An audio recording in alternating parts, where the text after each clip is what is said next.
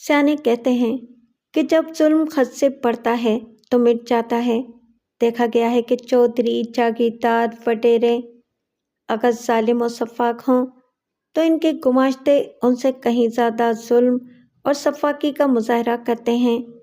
ایک ایسے ہی بدگماش گماشتے کی بربریت اور خود سری کی سچی کہانی جو یہ بھول گیا تھا کہ خر فرعون نے ڈرا موسیٰ۔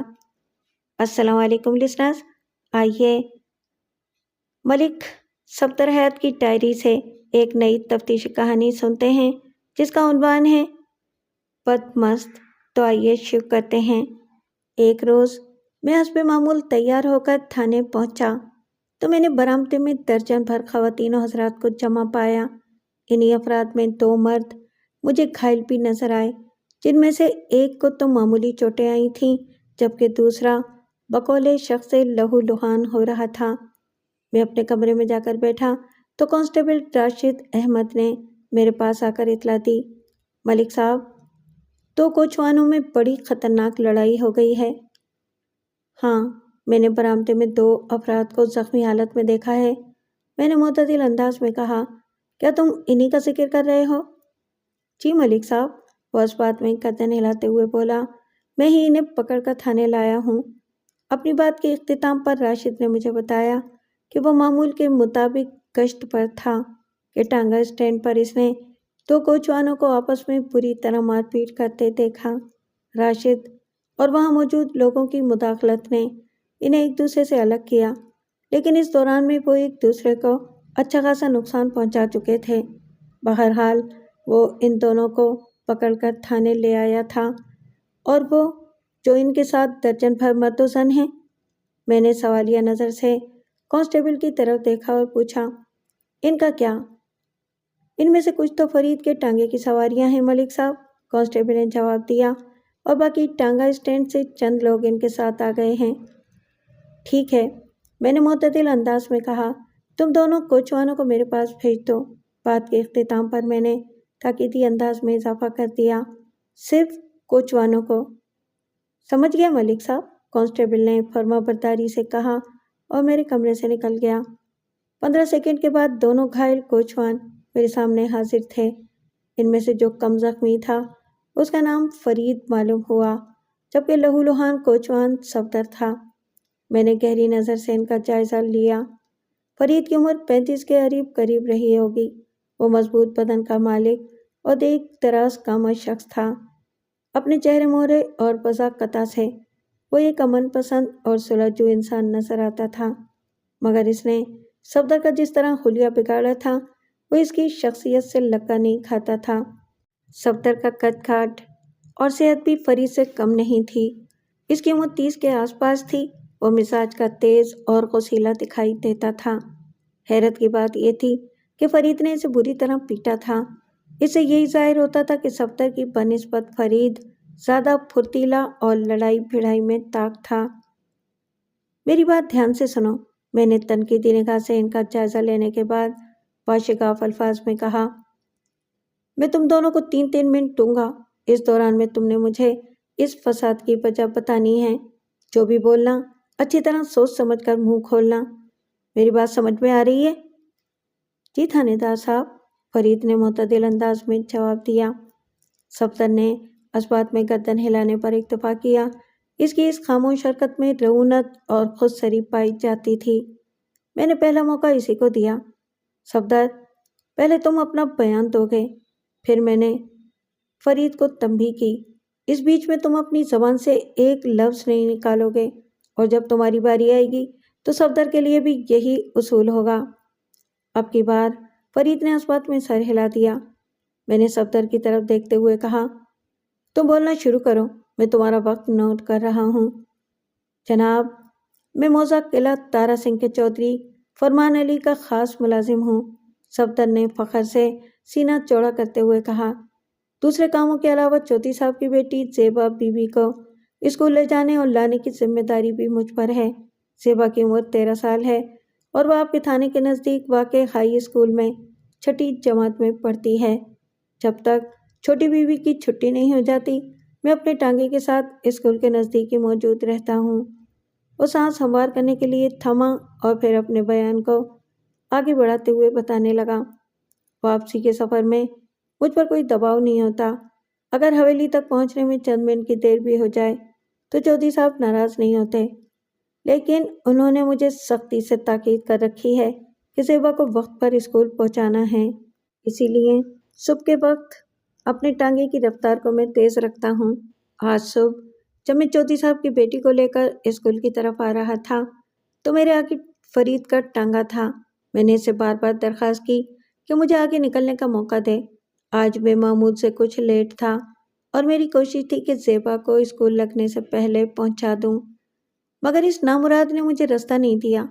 بہرکیف میں نے کسی طرح زیبا کو اسکول پہنچایا اور ٹانگا اسٹینڈ کی طرف نکل گیا۔ مجھے پتا تھا کہ فرید اپنی سواریاں اتارنے کے بعد ادھر اسٹینڈ پر ہی رکے گا۔ دوبارہ ٹانگا بھرنے میں 1 گھنٹہ لگ سکتا تھا۔ میں ٹانگا اسٹینڈ کی طرف آیا تو اس مقصد سے تھا کہ فرید کو اس کی ہر درمی پر کھری کھری سنا دوں، لیکن میں نے جیسی بات شروع کی یہ مجھ پر چڑھ دوڑا۔ جواباً میں نے بھی اپنے دفاع میں ہاتھ پاؤں چلانا شروع کر دیے۔ بس یہی کہانی ہے جناب۔ صفدر کے خاموش ہونے پر میں نے فرید کو اشارہ کر دیا۔ صفدر کے بیان کے دوران میں وہ بالکل خاموش کھڑا رہا تھا۔ تھانے دار صاحب، میں بھی قلعہ تارا سنگھ کا وسنیک ہوں، مگر میری چودھری فرمان علی یا اس کی حویلی سے کوئی نسبت نہیں ہے۔ فرید نے ٹھہرے ہوئے لہجے میں کہا، میں ایک غریب کوچوان ہوں اور دن بھر کی محنت کے بعد میں اپنے بیوی بچوں کے لیے رزق روزی کما پاتا ہوں۔ لمحاتی توقف کر کے اس نے ایک آسودہ سانس خارج کی اور پھر کہا، آج صبح میں حسب معمول سواریوں سے بھرے ہوئے ٹانگے کے ساتھ قلعہ تارا سنگھ سے اس طرف آ رہا تھا تو جین بندر کے نزدیک صفدر نے مجھے سڑک چھوڑنے کے لیے کہا۔ سڑک کو چھوڑ کر اسے راستہ دینے کا مطلب تھا مجھے اپنا ٹانگا کچے میں اتارنا ہوگا۔ پچھلے 2-3 روز سے بارش ہو رہی ہے، جس کے باعث سڑک کی دونوں جانب کا کچا دلدل کی صورت اختیار کر چکا ہے اور اس وقت سامنے سے ایک بس بھی آ رہی تھی۔ ایسے میں سواریوں سے بھرے ہوئے ٹانگے کو کچے میں اتارنے سے کوئی بھی سنگین حادثہ پیش آ سکتا تھا۔ چنانچہ میں نے اپنی اور سواریوں کی جان کی حفاظت کے پیش نظر صفدر کی بات نہیں مانی، لیکن جب سامنے سے آنے والی بس گزر گئی تو میں نے اپنے ٹانگے کا ایک پہیہ نیچے اتار کر صفدر کے ٹانگے کو راستہ دے دیا تھا۔ میں اس سے زیادہ اور کیا کر سکتا تھا؟ باقی جہاں تک مار پیٹ کا معاملہ ہے تو وہ تھوڑی دیر کو رکا اور پھر بولا، جھگڑا صفدر نے شروع کیا تھا۔ میں تو ٹانگا اسٹینڈ پر کھڑا سواریوں کا انتظار کر رہا تھا۔ صفدر وہاں پہنچا اور مجھے گالیاں دینے لگا۔ پہلے اس نے مجھ پر ہاتھ اٹھایا، میں نے اسے روکنے کی کوشش کی تو یہ چودھری فرمان کی دھمکیاں دیتے ہوئے مجھ پر حملے کرتا رہا۔ اللہ نے مجھے بھی ہاتھ پاؤں دے رکھے ہیں تھانے دار صاحب۔ اگر صفدر چودھری کا بندہ ہے تو میں اپنے رب کا بندہ ہوں۔ اس اللہ کے بندے نے اپنی جان کی حفاظت کے لیے جو کچھ بھی کیا وہ اس کا حق بنتا تھا جناب۔ میں نے تو اپنے حق کا استعمال کیا ہے۔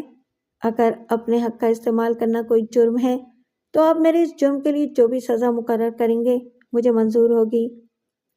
دونوں کے بیانات کو سننے کے بعد میں اس نتیجے پر پہنچا کہ در حقیقت مسئلہ کچھ بھی نہیں تھا، مگر انہوں نے اس معمولی سے واقعے کو ایک سنگین مسئلہ بنا دیا تھا اور اس میں زیادہ قصور صفدر ہی کا تھا۔ اسے چودھری فرمان علی کا ملازم ہونے کا زوم تھا اور اس غرور میں وہ حد سے زیادہ تجاوز کر گیا تھا، لیکن اس کے مقابلے میں فرید نے بردباری کا مظاہرہ کرتے ہوئے ساتھ ہی صورتحال کے تقاضوں کو بھی پورا کیا تھا، جس کے نتیجے میں وہ صفدر کے شر سے محفوظ رہا تھا، بلکہ اس نے صفدر کی ٹھیک ٹھاک دھلائی بھی کر ڈالی تھی۔ میں نے ان دونوں کو باہر بھیج کر برآمدے میں موجود لوگوں میں سے ان کو اندر بلا لیا جو اس جھگڑے کے وقت چائے بکوا پر موجود تھے، اور انہوں نے اپنی آنکھوں سے یہ خونی تماشا دیکھا تھا۔ اس واقعے کے عینی شاہدین نے مجھے جو کچھ بتایا اس سے میرے اندازے کی تصدیق ہو گئی۔ یہ قضیہ دراصل صفدر کی جذباتی حماقتوں اور خود پر حد سے زیادہ جھوٹے اعتماد کا ثمر تھا۔ اسی نے اپنی جاہلانہ باتوں سے اس معاملے کو ہوا دی تھی۔ میں نے ان لوگوں کو فارغ کرنے کے بعد فرید اور صفدر کو دوبارہ اپنے پاس بلا لیا۔ میں نے اپنے انداز میں تفتیش اور تحقیق کر لی ہے، وہ میرے سامنے آ کر کھڑے ہوئے تو میں نے گہری سنجیدگی سے کہا، کم یا زیادہ، بہرحال قصور تم دونوں کا ہے، اس لیے میں تمہیں چھوڑ رہا ہوں۔ یہاں سے جانے کے بعد اپنا اپنا راستہ پکڑو اور اس واقعے کو بھول جاؤ، اسی میں تم دونوں کی بھلائی ہے۔ فرید نے فدویانہ لہجے میں کہا، شکریہ تھانے دار صاحب، میں کوشش کروں گا آئندہ کبھی میرا اس سے سامنا نہ ہو۔ بات کے اختتام پر اس نے صفدر کی طرف دیکھا۔ سامنا کیسے نہیں ہوگا؟ صفدر نے غصے میں لال پیلا ہوتے ہوئے کہا، تم اگر میرے راستے میں نہیں آؤ گے تو میں خود تمہیں ڈھونڈوں گا۔ قلعہ تارا سنگھ میں تم کہیں بھی چھپ نہیں پاؤ گے۔ صفدر کی اس یاوہ گوئی نے میرے رگوں میں اس کے لیے ناپسندیدگی کی ایک لہر سی دوڑا دی، تاہم میں نے اپنے جذبات پر قابو رکھتے ہوئے برہمی بھرے لہجے میں اس سے استفسار کیا، تم کس لیے فرید کو ڈھونڈ نکالو گے؟ یہ آپ میرا حشر دیکھ رہے ہیں؟ وہ اپنے زخمی چہرے کی جانب اشارہ کرتے ہوئے طنزیہ لہجے میں بولا، یہ سب اسی میسنے کا کیا دھرا ہے، اسے اپنی اس غلطی کا خمیازہ تو بھگتنا ہی پڑے گا۔ میں تو اس واقعے کو کسی بھی قیمت پر بھول نہیں سکتا۔ وہ اپنی اوقات سے باہر نکلنے کی کوشش کر رہا تھا۔ چودھری فرمان کا ملازم ہونے کی وجہ سے اس نے خود کو ترم خان سمجھ لیا تھا۔ اسے بالکل معلوم نہیں تھا کہ میں اس سے بھی کہیں زیادہ ٹیڑھے اور بد دماغ مجرموں کو اپنے قدموں میں جھکا کر دھول چٹا چکا ہوں۔ تمہیں کچھ اندازہ بھی ہے کہ اس وقت تم کہاں کھڑے ہو؟ میں نے اس کی آنکھوں میں آنکھیں ڈال کر کرخت لہجے میں سوال کیا، اور کس سے بات کر رہے ہو؟ یہ تھانہ ہے اور آپ یہاں کے انچارج ہیں، اس نے پرغرور لہجے میں جواب دیا، لیکن آپ نے میرے ساتھ انصاف نہیں کیا، اب یہ کام مجھے خود ہی کرنا ہوگا۔ تو تم مجھے قانون سکھاؤ گے؟ میں نے اس کی گال پر ایک سناٹے دار تھپڑ رسید کرتے ہوئے خالص تھانے دارانہ انداز میں کہا، ٹھیک ہے، میں تمہیں دیکھ لیتا ہوں۔ ایک تو وہ چانٹا زوردار تھا، اس پر میری غصیلی آواز بھی بلند آہنگ تھی، لہٰذا اس مختصر سی کارروائی کے نتیجے میں حوالدار میرے کمرے میں آ گیا اور الجھن زدہ نظر سے مجھے تکنے لگا۔ دلاور حسین، میں نے حوالدار کو مخاطب کرتے ہوئے تحقیرانہ انداز میں کہا، اس چودھری فرمان علی کے خاص آدمی کو حوالات میں بند کر دو، میرا فیصلہ اس کے لیے قابل قبول نہیں ہے۔ یہ 2-4 دن ہمارا مہمان بن کر رہے گا تو اس کا دماغ ٹھیک ہو جائے گا۔ پھر میں نے فرید کی طرف دیکھتے ہوئے ان الفاظ میں اضافہ کر دیا، تم اپنے گھر جاؤ اور قلعہ تارا سنگھ کے چودھری فرمان علی کو بتا دو کہ اس کا پالتو کتا اس وقت میری کسٹڈی میں ہے اور میں اسے تمیزدار بنانے کے بعد اس کے حوالے کروں گا۔ حوالدار دلاور حسین جیسے ہی صفدر کی طرف بڑھا، اس کا چہرہ متغیر ہو گیا۔ چند لمحے پہلے تک اس کے انداز و اطوار میں جو اکڑ پھون نظر آ رہی تھی، وہ میرے ایک ہی دبکے اور کرارے تماچے سے ہوا ہو گئی تھی۔ تھانے دار صاحب، وہ منت ریز لہجے میں بولا، آپ تو خواہ مجھ سے خفا ہو رہے ہیں، آپ جو کہیں گے میں وہی کروں گا، بس آپ مجھے قید نہ کریں، میں آپ کی ہر بات ماننے کو تیار ہوں۔ سچ کہہ رہے ہو نا؟ میں نے پوچھا۔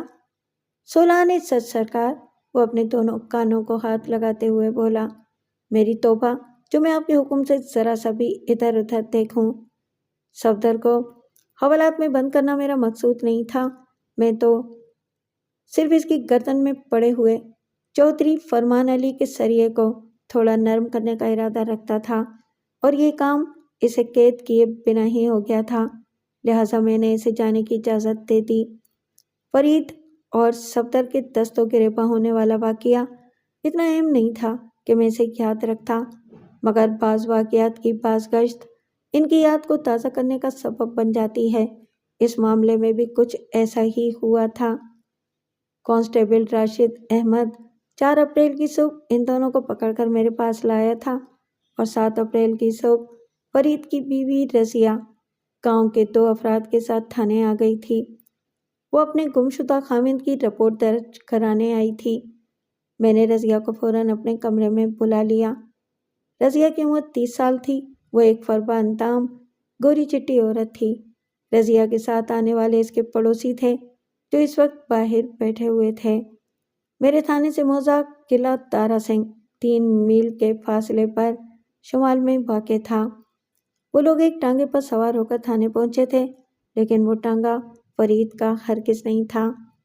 میرے استفسار پر رضیہ نے گلوگیر آواز میں بتایا، تھانے دار صاحب، فرید روزانہ اندھیرا ہونے سے پہلے گھر آ جایا کرتا تھا، مگر وہ پچھلی رات واپس نہیں آیا۔ میں پوری رات پریشان ہوتی رہی اور اس کے انتظار میں جاگتی رہی۔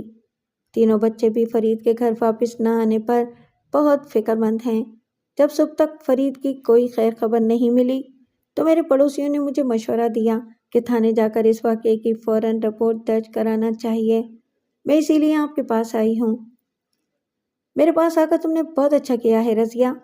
پوری توجہ سے اس کی بپتا سننے کے بعد میں نے گہری سنجیدگی سے کہا، میں نہ صرف فرید کی گمشدگی کی رپورٹ درج کروں گا بلکہ اسے جلد سے جلد بازیاب کرانا بھی میری ذمہ داری ہے، لیکن اس کے لیے تمہیں مجھ سے تعاون کرنا ہوگا۔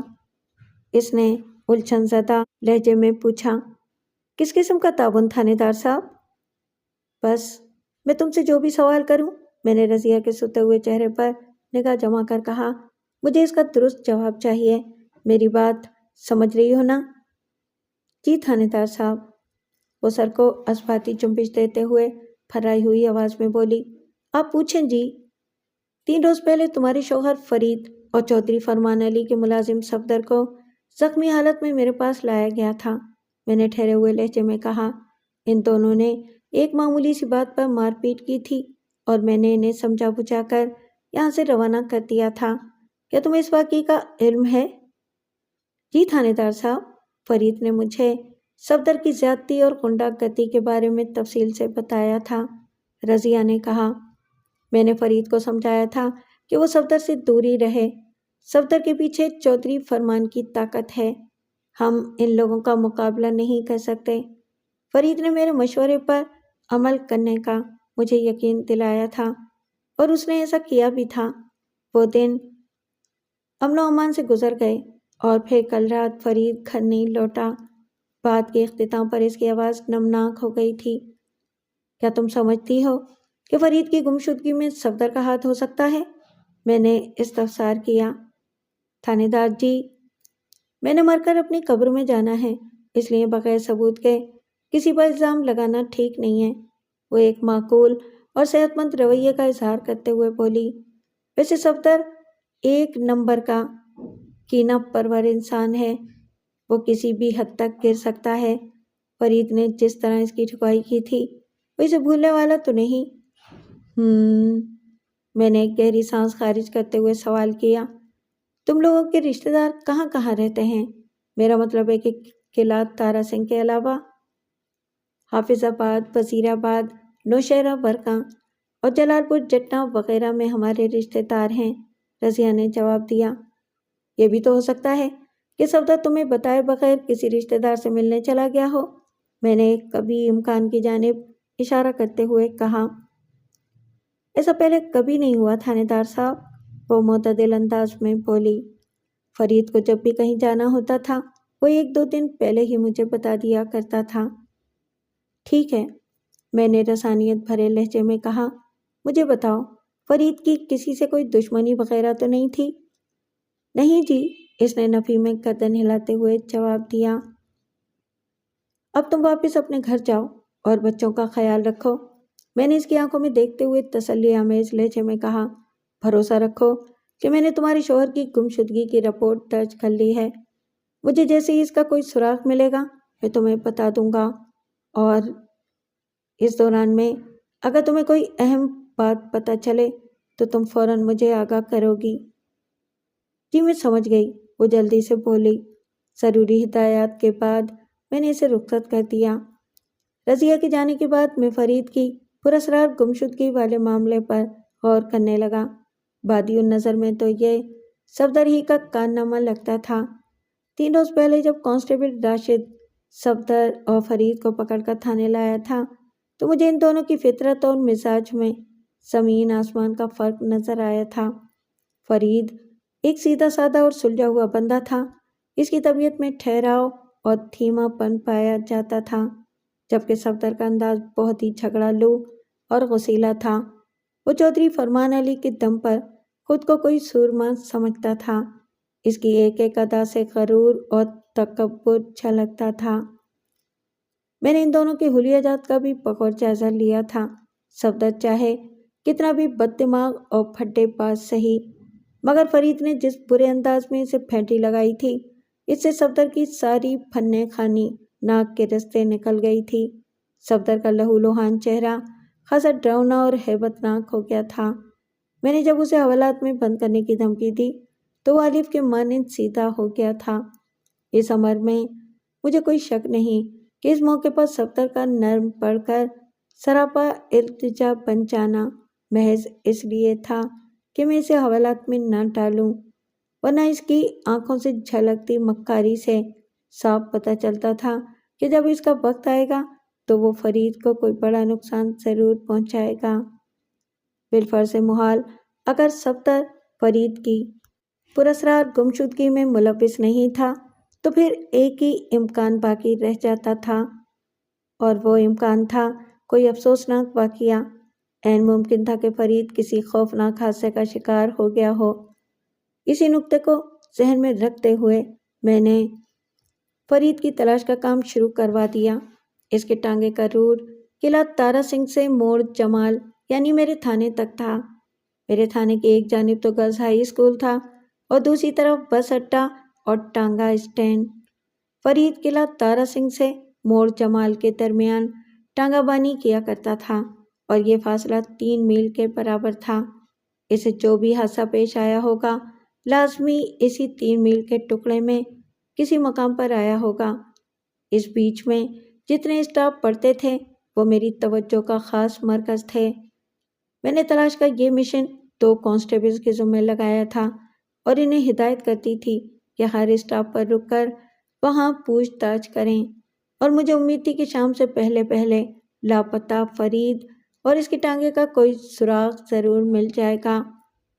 میری یہ امید 7 اپریل کا سورج غروب ہونے سے پہلے بر آئی۔ قلعہ تارا سنگھ سے لگ بھگ 1 میل کے فاصلے پر بھکی موڑ کے نزدیک فرید کا ٹانگا دستیاب ہو گیا تھا، مگر صرف ٹانگا۔ موڑ بھکی میرے تھانے سے کم و بیش 2 میل دور شمال میں واقع تھا اور وہاں سے ایک کچا راستہ شکرگڑھ کی سمت جاتا تھا۔ اسی کچے راستے پر موڑ بھکی سے 1 فلانگ کی دوری پر فرید کا ٹانگا پہلو کے رخ الٹا ہوا ملا تھا۔ فرید اور ٹانگے میں جتے ہوئے گھوڑے کا کوئی اتا پتہ نہیں تھا، اور اس الٹے ہوئے ٹانگے کے قریب ایک ادھیڑ عمر شخص کی لاش پڑی ہوئی تھی۔ وہ عصر کا وقت تھا۔ مجھے جیسے یہ اطلاع ملی میں جائے وقوع پر پہنچ گیا۔ سورج غروب ہونے میں لگ بھگ 1 گھنٹہ باقی تھا اور اندھیرا ہونے سے پہلے مجھے موقع کی کارروائی کو نمٹانا تھا، اس لیے میں اپنے کام میں مصروف ہو گیا۔ میرے ساتھ کانسٹیبل طارق محمود بھی آیا تھا۔ وہ گھوم پھر کر گرد و نواح کا جائزہ لینے لگا۔ جب میں موقع واردات پر پہنچا تو وہاں پہلے ہی سے درجن بھر افراد جمع تھے۔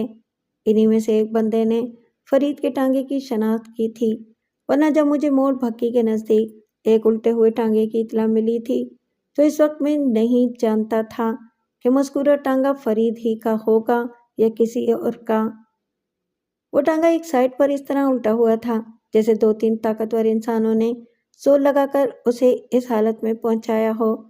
ٹانگا الٹا ہوا تھا یا سیدھا، سرے دست ٹانگے کی پوزیشن کی کوئی اہمیت نہیں تھی۔ اصل مسئلہ تو فرید اور گھوڑے کے غیاب کا تھا، اور اس سے بھی کہیں سنگین معاملہ اس مردانہ لاش کا تھا جو الٹے ہوئے ٹانگے کے نزدیک کی زمین پر پڑی تھی۔ میں اکڑوں بیٹھ کر اس لاش کا جائزہ لینے لگا۔ اس شخص کی عمر 50 سے زیادہ تھی، قد درمیانہ اور بدن فربا۔ سر کے بالوں میں سفید اور کالے کا تناسب برابر تھا۔ اس بندے نے کاٹن کا سفید شلوار سوٹ پہن رکھا تھا اور پاؤں میں کالی کرکابی۔ اس بدنصیب کی پیشانی، چہرہ اور قمیض کا سامنے والا حصہ خون آلود تھا۔ یہ خون اس کے پھٹے ہوئے سر سے خارج ہوا تھا۔ پیشانی سے اوپر والے حصے پر کسی وزنی ہتھوڑے یا کسی اور بھاری آہنی اوزار سے ایک طوفانی ضرب لگائی گئی تھی، جس کے نتیجے میں اس بدقسمت کی کھوپڑی کا وہ حصہ چٹک گیا تھا، اور یہی کاری ضرب اس کی موت کا سبب بھی بنی تھی۔ لباس اور بدن پر جمے ہوئے خون سے اندازہ ہوتا تھا کہ اس شخص کی موت کل شام یا رات کے ابتدائی حصے میں واقع ہوئی تھی۔ لاش کے معائنے کے بعد میں نے ہلاک ہونے والے شخص کی جامہ تلاشی لی تو اس کی قمیض کی ایک جیب میں سے مجھے طے شدہ کاغذ ملا۔ میں نے اس کاغذ کو کھول کر پڑھا۔ مذکورہ پرچے پر ایک تحریر مختصر سی موجود تھی: اصغر علی، ذیلدار روڈ، اچھرا، لاہور۔ مذکورہ تحریر سے صرف یہی پتہ چلتا تھا کہ اصغر علی نامی ایک شخص لاہور کے علاقے اچھرا میں واقع ذیلدار روڈ پر رہتا تھا، یا مذکورہ روڈ پر اس کا کوئی کاروبار وغیرہ تھا۔ یہ اندازہ لگانا ممکن نہیں تھا کہ اس وقت میں جس لاش کے پاس کھڑا تھا وہی اصغر علی تھا، اور یا پھر متوفی کسی اصغر علی سے ملنے لاہور جا رہا تھا۔ اس زمانے میں شناختی کارڈ وغیرہ کا کوئی ٹنٹا نہیں ہوا کرتا تھا۔ علاوہ اسی ہلاک ہونے والے اس شخص کی جیبوں میں سے ایسی کوئی شے برآمد نہیں ہوئی جو اس کی شناخت میں مددگار ثابت ہوتی، لہٰذا میں وہاں موجود لوگوں پر انحصار کرنے پر مجبور تھا۔ میں نے فرداً سب سے پوچھ تاچھ کی۔ ان میں وہ بندہ بھی شامل تھا جس نے فرید کی ٹانگے کو شناخت کیا تھا۔ مذکورہ شخص کا نام سدھیر خان تھا۔ اس کی عمر 55 اور 60 کے درمیان تھی۔ وہ مضبوط کاٹھی کا مالک تھا اور موڑ پھکی پر وہ پھل کا ٹھیلا لگاتا تھا، اسی لیے وہ فرید، صفدر وغیرہ کو جانتا تھا اور ان کی ٹانگوں کو بھی پہچانتا تھا۔ اس پوچھ پرتیت کا نتیجہ 0 کے برابر برآمد ہوا۔ ان لوگوں میں سے کوئی بھی ہلاک ہونے والے اس نامعلوم شخص کے بارے میں کچھ نہیں جانتا تھا۔ اس سے یہ ثابت ہو گیا کہ مقتول اس علاقے کا رہنے والا نہیں تھا۔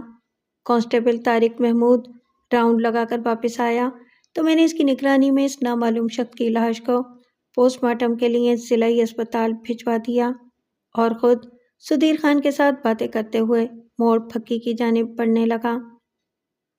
اس بندے کی لاش کو دیکھ کر تو یہی لگتا ہے کہ اسے کل رات کسی وقت موت کے گھاٹ اتارا گیا ہے، میں نے پرسوچ انداز میں کہا، اور پھر پوچھا، کیا تم واقعی مقتول کے بارے میں کچھ نہیں جانتے؟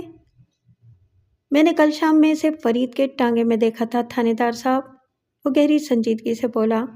میں یہی سمجھا تھا کہ وہ کوئی سواری ہے۔ میں 16 آنے سچ کہہ رہا ہوں جناب، میں نہیں جانتا وہ کون تھا اور کہاں سے آیا تھا۔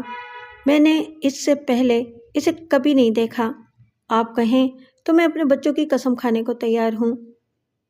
پولیس، چور اور سانپ کی اپنی ایک دہشت ہوتی ہے، خاص طور پر ایک باورتی پولیس والے کو دیکھ کر تو بڑے بڑوں کی پیشانی عرق آلود ہو جاتی ہے۔ کچھ ایسی ہی کیفیت اس وقت سدھیر خان کی بھی تھی۔ پریشان ہونے یا گھبرانے کی ضرورت نہیں ہے سدھیر خان، میں نے تسلی آمیز لہجے میں کہا۔ تم جو بھی کہو گے میں اس پر یقین کر لوں گا، اس لیے کسی کی بھی قسم کھانے کی ضرورت نہیں ہے۔ بس تم ہوش و حواس میں رہتے ہوئے میرے سوالوں کے جواب دیتے جاؤ۔ ٹھیک ہے جناب، وہ سکھ کی سانس خارج کرتے ہوئے بولا۔ آپ پوچھیں جی۔ جب تم نے کل شام میں فرید کے ٹانگے میں سفید لباس والے اس مقتول کو دیکھا تو اس وقت فرید کہاں سے آ رہا تھا؟ میں نے ٹھہرے ہوئے لہجے میں استفسار کیا۔ بس اڈے کی طرف سے جناب، اس نے بتایا، جدھر آپ کا تھانہ ہے۔ میں نے ایک گہری سانس خارج کی اور کہا، جہاں تک میں جانتا ہوں فرید کا روٹ موڑ جمال سے قلعہ تارا سنگھ تک کا ہے۔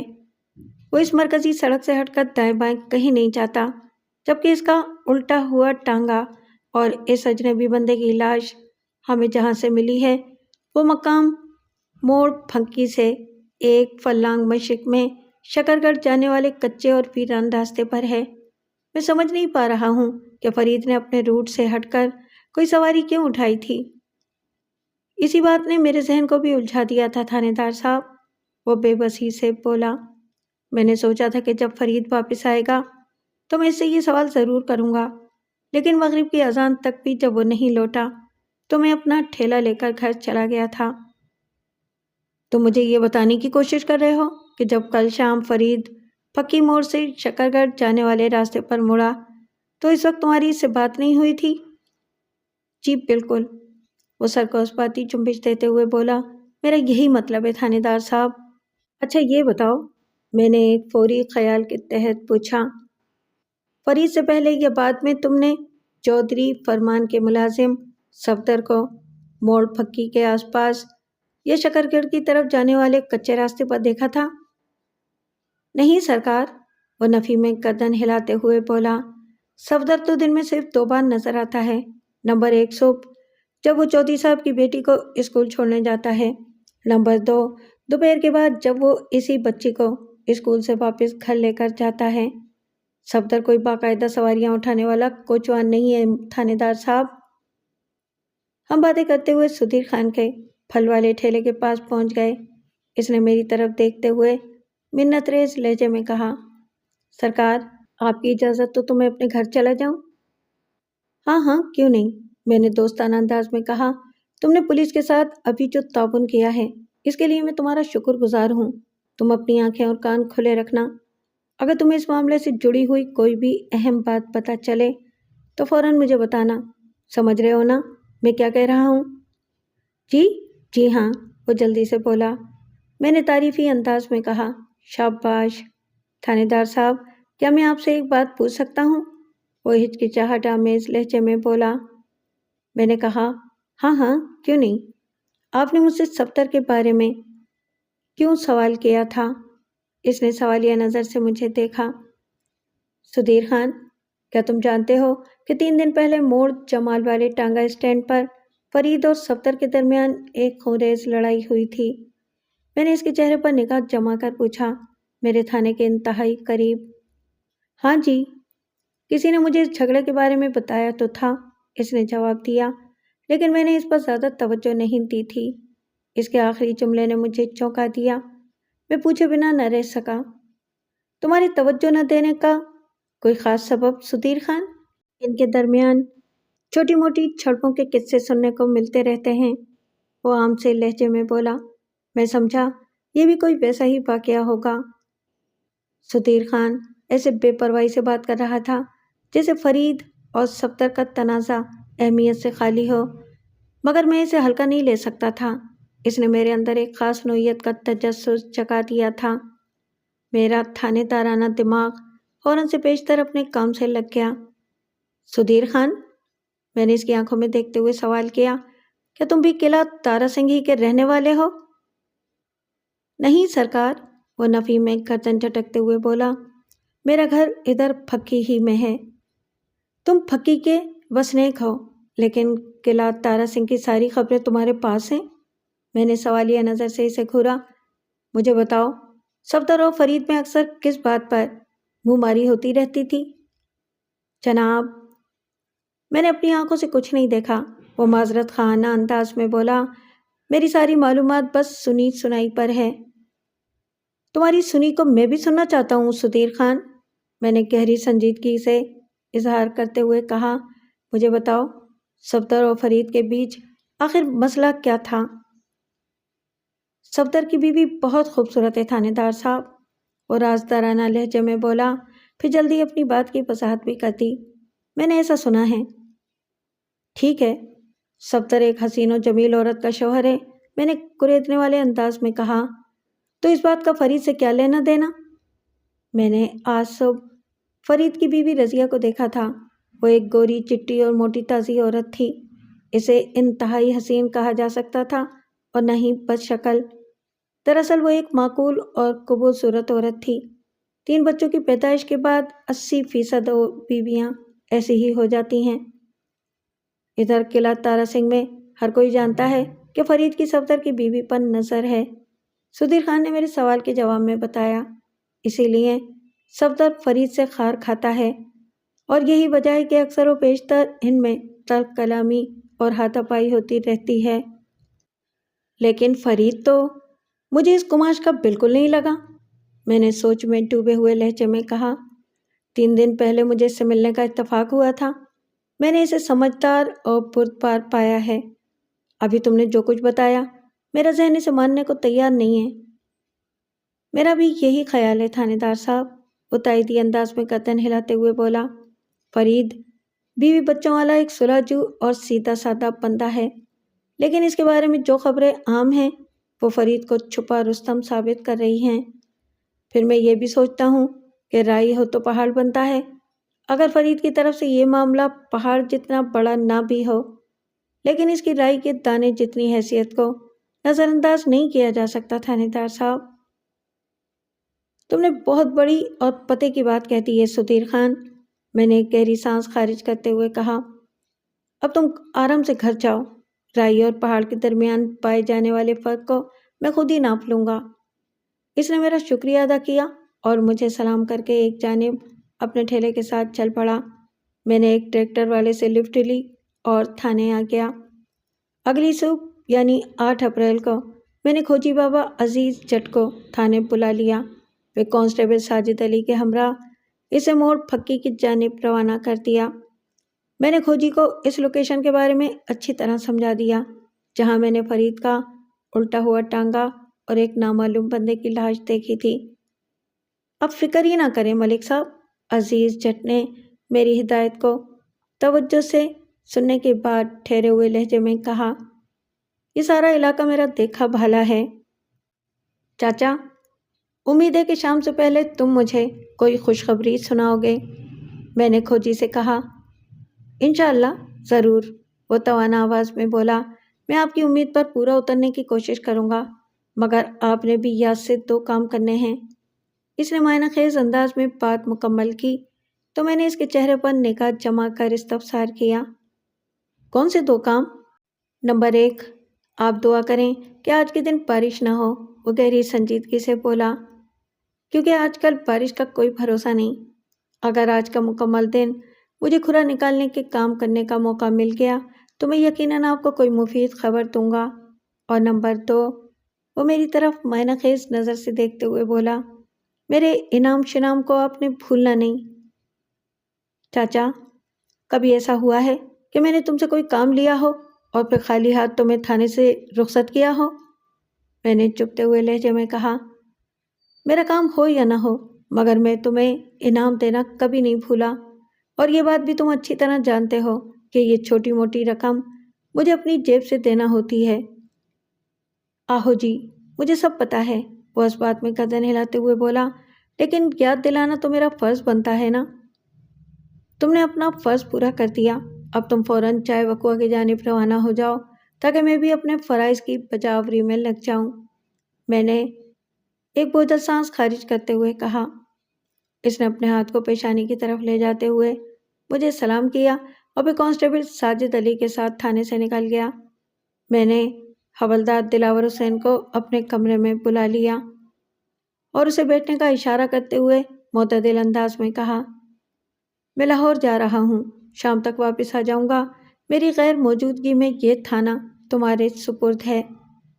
ملک صاحب، آپ بے فکر ہو کر جائیں، وہ بڑے اعتماد کے ساتھ بولا، میں یہاں کے معاملات کو دیکھ لوں گا، آپ کو فکر کرنے کی ضرورت نہیں ہے۔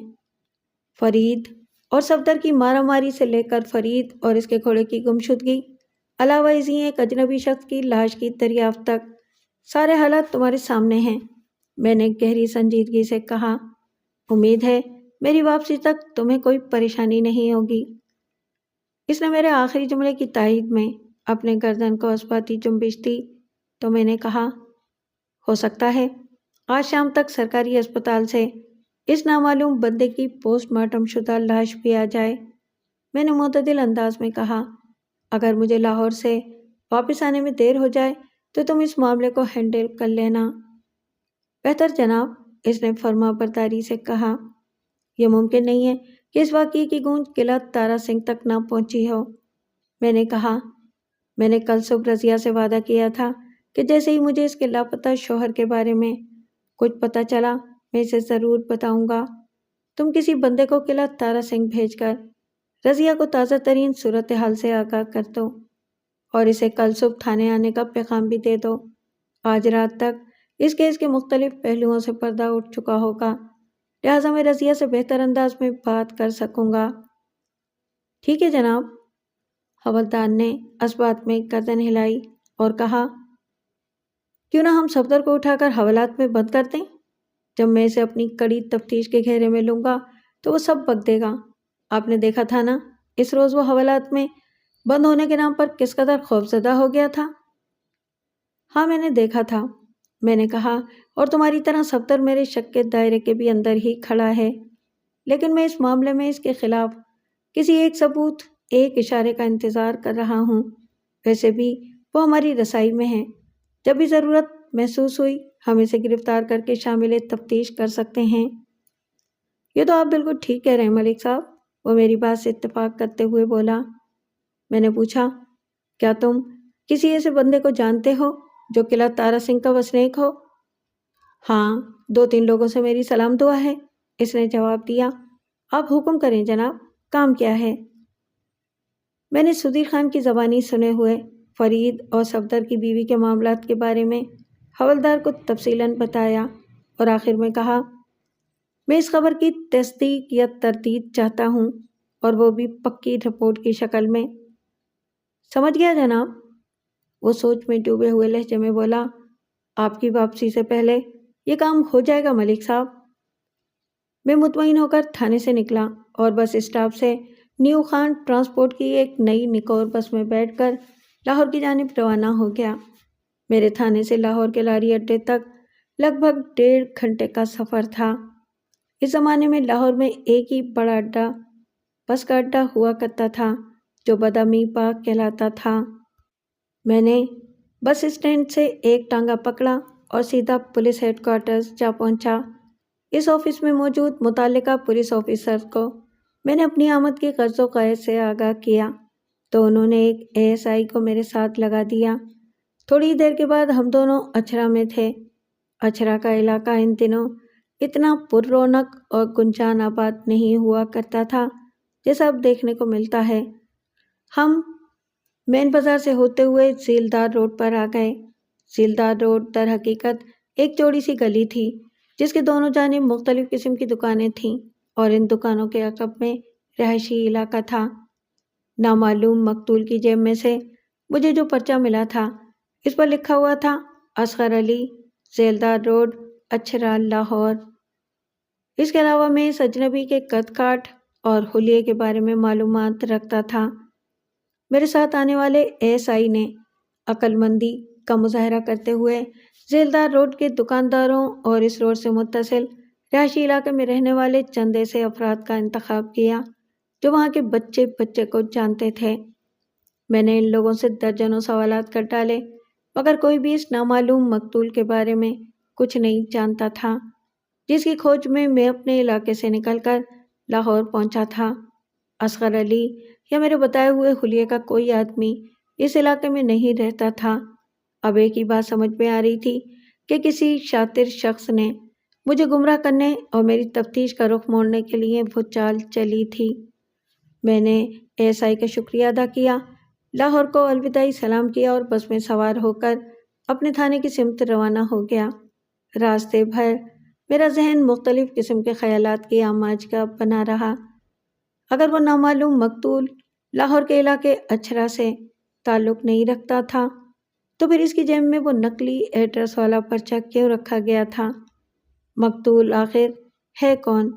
اور کسی شقی القلب شخص نے اسے اتنی بے ترتیب سے موت کے گھاٹ اتارا تھا اور اس کی لاش کو فرید کے الٹے ہوئے ٹانگے کے نزدیک چھوڑنے کا مقصد کیا تھا؟ سدیر خان کے بیان کے مطابق اس نے مقتول کو فرید کے ٹانگے میں بیٹھے ہوئے دیکھا تھا۔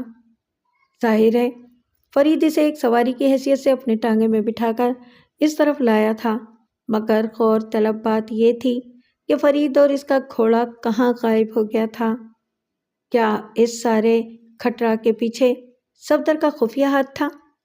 میں انہی سوچوں میں گرفتار شام سے تھوڑی دیر پہلے اپنے تھانے پہنچ گیا۔ اس وقت تک اجنبی مقتول کی پوسٹ مارٹم شدہ لاش تھانے پہنچا دی گئی تھی۔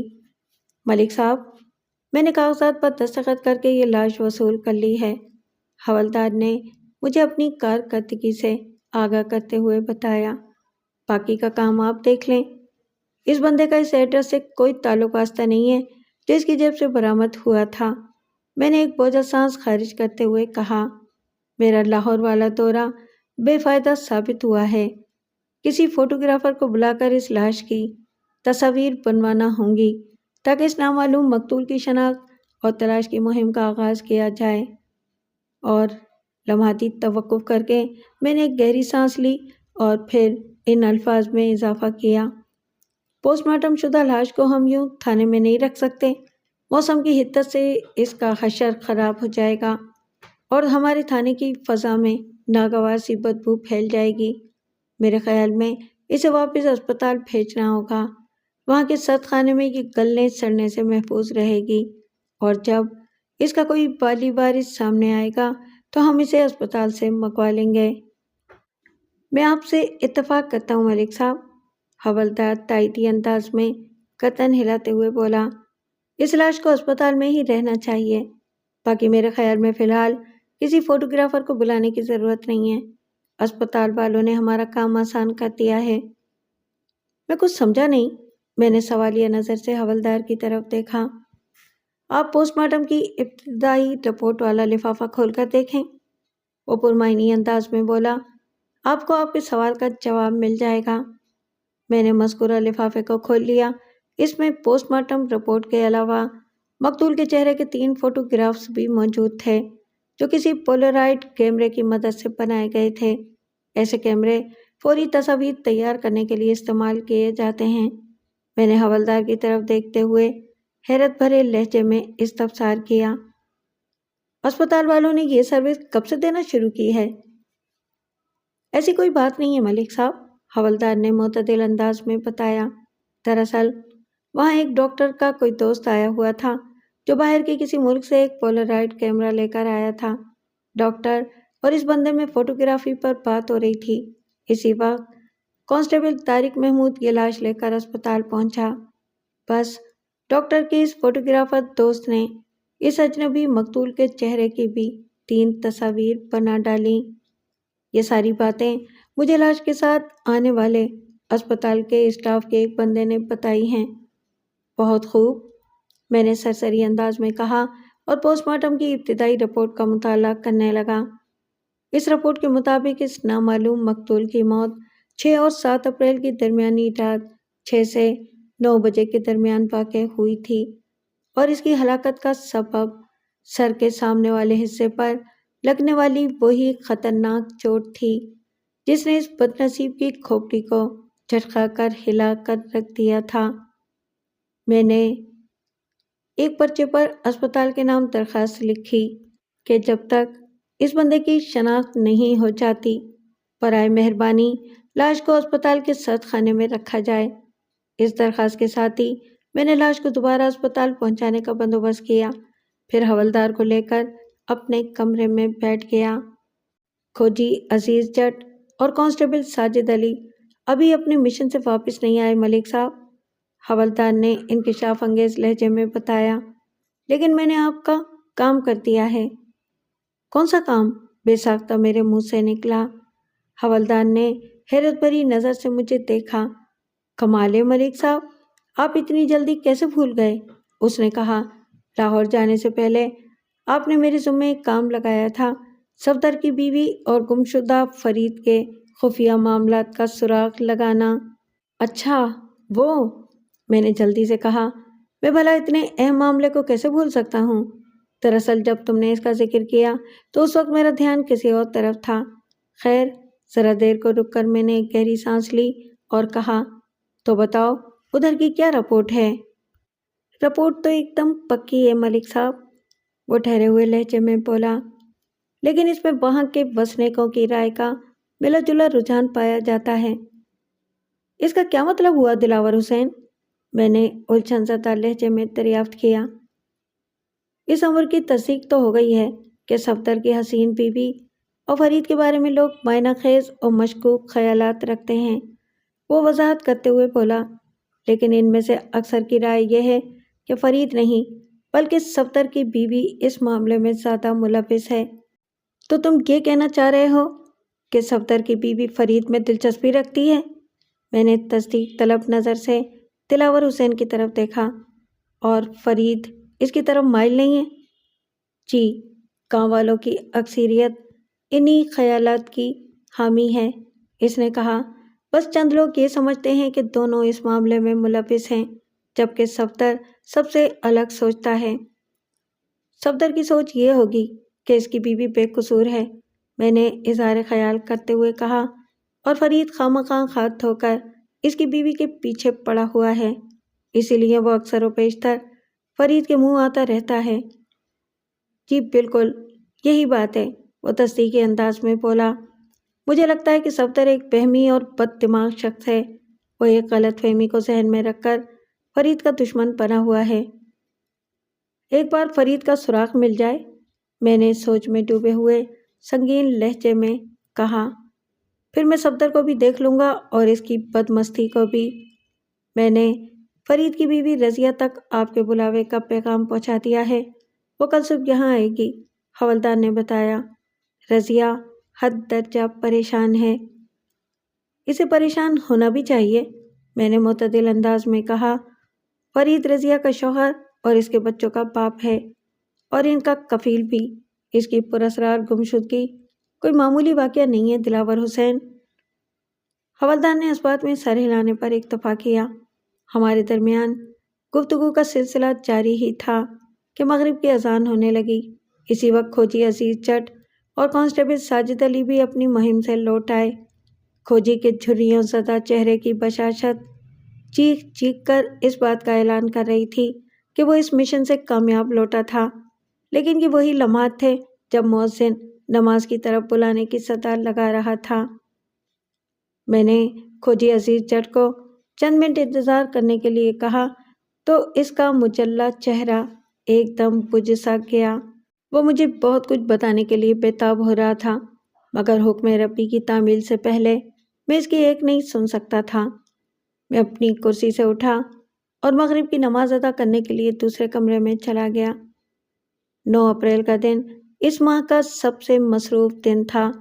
گزشتہ روز لاہور کے لیے روانہ ہونے سے پہلے میں نے کھوجی عزیز جٹ اور کانسٹیبل ساجد علی کو جائے وقوع کی طرف بھیجا تھا تاکہ وہ یہ پتہ لگا سکیں کہ نامعلوم شخص فرید اور اس کے گھوڑے کے ساتھ کیا واقعہ پیش آیا تھا۔ اسی شام کھوجی اور کانسٹیبل واپس آ گئے تھے۔ میں نماز مغرب کی ادائیگی کے بعد اپنے کمرے میں آیا تو عزیز جٹ میرا ہی انتظار کر رہا تھا۔ حوالدار دلاور حسین بھی ابھی تک وہیں موجود تھا۔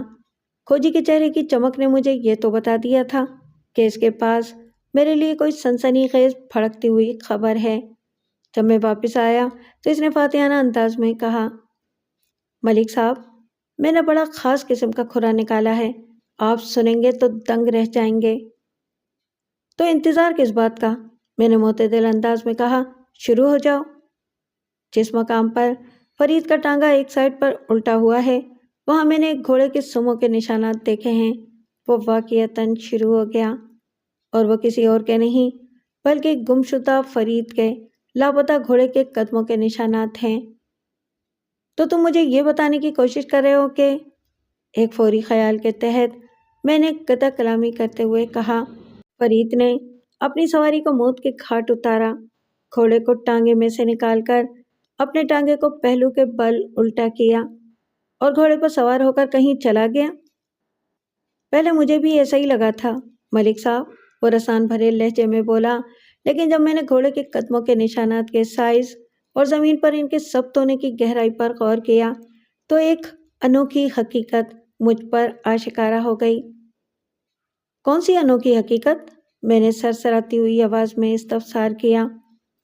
میرا تجربہ بتاتا ہے کہ اگر کسی گھوڑے کی پیٹھ پر ایک سے زیادہ افراد سوار ہوں یا پھر ایک فرد اور اتنے ہی وزن کا کوئی سامان لدا ہوا ہو تو گھوڑے کے قدموں کے نشانات کا سائز اس اضافی دباؤ کے باعث نہ صرف یہ کہ معمول سے تھوڑا بڑا ہو جاتا ہے بلکہ زمین پر اس کے کھرے کی گہرائی بھی معمول سے زیادہ دیکھنے میں آتی ہے۔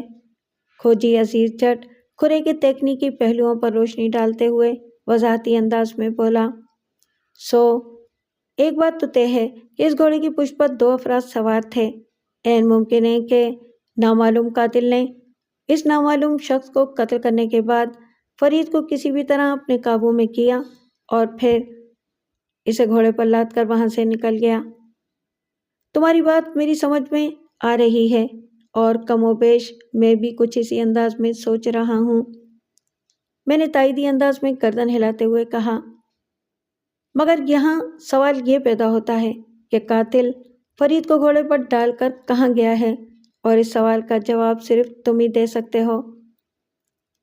میں ضرور جواب دوں گا ملک صاحب، کیونکہ میں ایک ماہر کھوجی ہوں، وہ فخریہ لہجے میں بولا۔ میں نے مذکورہ گھوڑے کا کھرا پکڑ کر لگ بھگ 2 میل تک اس کا تعاقب کیا ہے۔ آپ جانتے ہیں موڑ پھکی سے ایک کچی سڑک شکر گڑھ کی طرف جاتی ہے، وہ گھوڑا بھی اسی راستے کے کنارے پر چلتے ہوئے مشرقی سمت میں یعنی شکر گڑھ کی طرف گیا ہے۔ اور اس کے بعد میں نے سوالیہ نظر سے کھوجی کی طرف دیکھا۔ اس کے بعد کا کھرا نکالنے کے لیے کل صبح دوبارہ وہیں سے کام شروع کرنا ہوگا جہاں آج چھوڑ کر آیا ہوں، اس نے ٹھہرے ہوئے لہجے میں جواب دیا اور سوچ میں ڈوبے ہوئے انداز میں اضافہ کر دیا۔ میرے ذہن میں دو امکانات بار بار ابھر رہے ہیں جن میں سے ایک طاقتور اور دوسرا قدرے کمزور ہے۔ کون سے دو امکانات؟ میں نے اضطراری لہجے میں دریافت کیا۔ میں نے آج کھرے کے کام کو جس جگہ پہنچایا ہے وہاں سے مزید 1 میل آگے جائیں تو بائیں جانب ایک تنگ سا کچا راستہ نکلتا ہے، اس نے بتایا۔ مذکورہ راستہ سیدھا موضع کرم آباد کو جاتا ہے۔ اس بات کا کبھی امکان ہے کہ وہ گھوڑا کرم آباد گیا ہوگا۔ موضع کرم آباد شکر گڑھ جانے والے راستے سے 1 میل ہٹ کر تھا، یعنی موڑ بھکی سے کم و بیش 4 میل کے فاصلے پر۔ 3 میل شکر گڑھ کی طرف جانے والے راستے پر اور 1 میل اس کچے راستے کو چھوڑنے کے بعد بائیں جانب۔ ویسے ایک راستہ قلعہ تارا سنگھ سے بھی کرم آباد کی سمت جاتا تھا، یہ لگ بھگ 5 میل کی مسافت تھی۔ اور دوسرا امکان؟ کھوجی کے خاموش ہوتے ہی میں نے ایک اور سوال داغ دیا۔ یہ بھی ہو سکتا ہے کہ گھڑ سوار سیدھا شکر گڑھ کی طرف نکل گیا ہو، اس نے جواب دیا۔ میں تم سے اتفاق کرتے ہوئے یہی کہوں گا کہ دوسرا امکان بہت ہی کمزور ہے، میں نے گہری سنجیدگی سے کہا۔ پوسٹ مارٹم کی رپورٹ کے مطابق اس نامعلوم شخص کی موت 6 اپریل کی رات 6 اور 9 بجے کے درمیان واقع ہوئی تھی۔ ہمیں اس کی لاش اگلے روز یعنی 7 اپریل کی سہ پہر میں ملی ہے۔ جائے وقوعہ سے شکر گڑھ 22-23 میل ہے۔ اس گھوڑے پر جو کوئی بھی سوار تھا وہ رات کی تاریکی میں شکر گڑھ جانے والے ویران اور کچے راستے پر سفر کرنے کا رسک نہیں لے سکتا، لہٰذا ہمیں اپنی توجہ کو موضع کرم آباد پر مرکوز کر دینا چاہیے۔ لمحاتی توقف کر کے میں نے ایک بوجھل سانس خارج کی، پھر اپنی میز کی دراز میں سے نامعلوم مقتول کے چہرے کی ایک پولورائڈ فوٹو نکال کر کھوجی کی طرف بڑھاتے ہوئے ان الفاظ میں اضافہ کر دیا۔ اسے تم اپنے پاس رکھ لو، ہسپتال والوں کی مہربانی سے یہ تصویر ہم تک پہنچی ہے۔ یہ کس کی فوٹو ہے ملک صاحب؟ میری بات پوری ہونے سے پہلے ہی وہ بول اٹھا۔ یہ اسی نامعلوم مقتول کی تصویر ہے جس کی لاش جائے واردات پر پڑی ملی تھی۔ بدقسمتی سے ابھی تک اس بندے کی شناخت نہیں ہو سکی، حالانکہ اسی کے چکر میں لاہور یاترا بھی کر آیا ہوں، میں نے نہایت ہی ٹھہرے ہوئے لہجے میں جواب دیا۔ تم کل کا سورج طلوع ہونے سے پہلے ہی اپنے ادھورے مشن کی تکمیل کے لیے روانہ ہو جاؤ۔ کانسٹیبل ساجد بھی تمہارے ساتھ جائے گا۔ تم دونوں موڑ بھکی سے 2 میل مشرق کی سمت کھرا نکال چکے ہو، اب اس کے آگے کا معاملہ دیکھنا ہے۔ مجھے امید ہے کہ مزید 1 میل تک کھرے کا تعاقب کرنے کے بعد تمہیں کرم آباد کی طرف جانے والے راستے پر مڑنا پڑے گا۔ ابھی تک جو حالات سامنے آئے ہیں وہ تو اسی جانب اشارہ کر رہے ہیں۔ تو موضع کرم آباد کے لوگوں کو نامعلوم مقتول کی فوٹو دکھا کر اس کے بارے میں پوچھ تاچھ کرنا۔ ایک بار اس بد نصیب کی شناخت ہو جائے تو پھر فرید اور اس کے لاپتہ گھوڑے، وہ گھوڑا تو اب لاپتہ بھی نہیں رہا، میں نے جلدی سے تصحیح کرتے ہوئے کہا۔ تم نے اس کے قدموں کا سراغ اپنی مٹھی میں دبوچ رکھا ہے، بس گمشدہ فرید تک رسائی حاصل کرنا باقی ہے، اور یہ نیک کام اسی کے گھوڑے کے توسط سے ہو پائے گا۔ میں آپ کی حکمت عملی کو اچھی طرح سمجھ گیا ہوں ملک صاحب۔ میری بات کے مکمل ہونے پر کھوجی عزیز جٹ نے مضبوط لہجے میں کہا، انشاءاللہ میں کل آج سے بھی زیادہ اہم خبروں کے ساتھ آپ سے ملاقات کروں گا، آپ مجھ پر بھروسہ رکھیں جناب۔ میں نے اس بات میں سر ہلانے پر اتفاق کیا تھا، اور آج شام یعنی 9 اپریل کو جب میں تیار ہو کر تھانے میں آیا تو حوالات نے مجھے بتایا کہ ساجد علی اور کھوجی گھوڑوں پر سوار ہو کر نماز فجر کے بعد اپنی مہم پر روانہ ہو چکے تھے۔ تھوڑی دیر کے بعد گمشدہ فرید کی افسردہ بیوی رضیہ مجھ سے ملنے آ گئی۔ میں نے فوراً رضیہ کو اپنے کمرے میں بلا لیا۔ میں نے مختصر مگر جامع انداز میں تازہ ترین صورتحال اس کے گوش گزار کی پشاکی لہجے میں استفسار کیا۔ رضیہ، اس روز تم نے مجھے فرید اور صفدر کی بیوی والے معاملے کے بارے میں کیوں نہیں بتایا تھا؟ اگر واقعی کوئی معاملہ ہوتا تو میں ضرور بتاتی تھانے دار صاحب، وہ نرم لہجے میں بولی۔ تو میں نے جو قصے اور کہانیاں سنی ہیں وہ سب افواہیں ہیں۔ بات دراصل یہ ہے تھانے دار جی، وہ ایک غمزدہ سانس خارج کرتے ہوئے سپاٹ آواز میں گویا ہوئی، اس معاملے میں فرید کا کوئی قصور نہیں بلکہ فریدہ ہی اس پر رجھی ہوئی ہے۔ کون فریدہ؟ میں نے اضطراری لہجے میں سوال کیا۔ میں صفدر کی گھر والی خوبصورت چڑیل فریدہ کی بات کر رہی ہوں جی، وہ برا سا منہ بناتے ہوئے بولی۔ وہ فرید کے پیچھے ہاتھ دھو کر پڑی ہوئی ہے۔ اس نے فرید سے کئی بار کہا ہے کہ فرید اور فریدہ کی جوڑی بڑی ٹچ رہے گی، مگر فرید نے کبھی اس کی ان فضول باتوں پر دھیان نہیں دیا۔ وہ میرے ساتھ پوری طرح وفادار ہے اور فریدہ کی ہر بات آ کر مجھے بتا دیتا ہے۔ مجھے فرید پر بھروسہ ہے، اس لیے میں نے کبھی فریدہ کی بےہودگی اور بے حیائی کی پرواہ نہیں کی۔ شوہر پر اعتماد اور اعتبار کرنا بڑی اچھی بات ہے رضیہ، میں نے اس کے چہرے پر نگاہ جما کر سمجھانے والے انداز میں کہا، لیکن تم دونوں کی بے پرواہی سے اس معاملے نے سنگین صورت اختیار کر لی ہے۔ وہ یکایک پریشان ہو گئی، گھبرائے ہوئے لہجے میں بولی۔ کیا ہو گیا ہے تھانے دار جی؟ ہوا یہ ہے کہ میں نے وضاحت کرتے ہوئے کہا، صفدر یہ سمجھنے لگا ہے کہ اس کی بیوی معصوم اور بے وقوف ہے اور فرید اسے ورغلاتا رہتا ہے، اس لیے وہ فرید کا دشمن بنا بیٹھا ہے۔ جی، یہ بات میں بھی سمجھتی ہوں، وہ اس بات میں گردن ہلاتے ہوئے بولی۔ صفدر ایک شکی اور وہمی انسان ہے، اسے اپنے دماغی علاج کرانا چاہیے اور اس کے ساتھ ہی فریدہ کو بھی نکیل ڈالنے کی ضرورت ہے۔ یہ کام ہم نے تو نہیں کرنا، صفدر اس کا مجازی خدا ہے، اپنی بیوی کو قابو میں رکھنا تو اس کی ذمہ داری ہے نا۔ تم بالکل ٹھیک کہہ رہی ہو، میں نے معتدل انداز میں کہا، پھر سوال کیا، صفدر آج کل قلعہ تارا سنگھ ہی میں ہے یا گاؤں سے کہیں باہر گیا ہوا ہے؟ اس نے کہاں جانا ہے جی، وہ مشتنڈا گاؤں ہی میں ہے، وہ بیزاری سے بولی۔ چودھری فرمان علی کی بیٹی کو اسکول لے جانا اور واپس لانا اسی کے ذمے ہے، اس معاملے میں چودھری کسی اور پر بھروسہ نہیں کرتا۔ رضیہ، تم نے مجھے بتایا تھا کہ تمہارے یعنی تم لوگوں کے زیادہ تر رشتہ دار حافظ آباد، وزیر آباد، نوشہرہ برقاں اور جلال پور جٹاں وغیرہ میں ہیں، میں نے اس کی آنکھوں میں دیکھتے ہوئے پوچھا۔ میں نے اس کی آنکھوں میں دیکھتے ہوئے کہا، کیا ان رشتہ داروں میں اصغر علی نامی کوئی شخص بھی ہے؟ چند لمحے سوچنے کے بعد اس نے نفی میں گردن ہلاتے ہوئے جواب دیا، نہیں جی، قلعہ تارا سنگھ سے 5 میل جنوب مشرق میں موزہ کرم آباد ہے۔ میں نے بدستور اس کی آنکھوں میں جھانکتے ہوئے سوال کیا، کیا تمہارا وہاں جانا ہوتا ہے؟ کیا تم یا فرید موزہ کرم آباد کے وسنیکوں کو جانتے ہو؟ نہیں جی، وہ ایک مرتبہ پھر سر کو منفی جنبش دیتے ہوئے بولی، میں تو کبھی وہاں نہیں گئی اور میرا خیال ہے کہ فرید کا بھی کبھی ادھر جانا نہیں ہوا۔ ویسے کرم آباد کے بارے میں چودھری فرمان علی آپ کو زیادہ بہتر طور پر بتا سکتا ہے۔ چودھری فرمان؟ کیوں؟ میں نے چوکے ہوئے لہجے میں استفسار کیا۔ تھانے دار جی، فرمان علی کا چھوٹا بھائی فیضان علی موزہ کرم آباد کا چودھری ہے، رضیہ نے انکشاف انگیز لہجے میں بتایا۔ اچھا تو یہ بات ہے، میں نے بڑی سادگی سے کہا، کیونکہ یہ میرے علم میں تھا مگر سرسری سا، اور چودھری فرمان علی اکثر صفدر کو اپنے کام سے کرم آباد بھی بھیجتا رہتا ہے۔ وہ اپنی ہی دھن میں بولتی چلی گئی۔ آپ چاہیں تو کرم آباد کے بارے میں صفدر سے بھی معلومات حاصل کر سکتے ہیں۔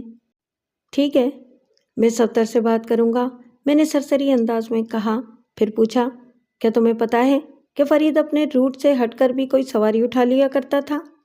میرا مطلب ہے کہ قلعہ تارا سنگھ سے موڑ جمال تک والے روڈ کے علاوہ۔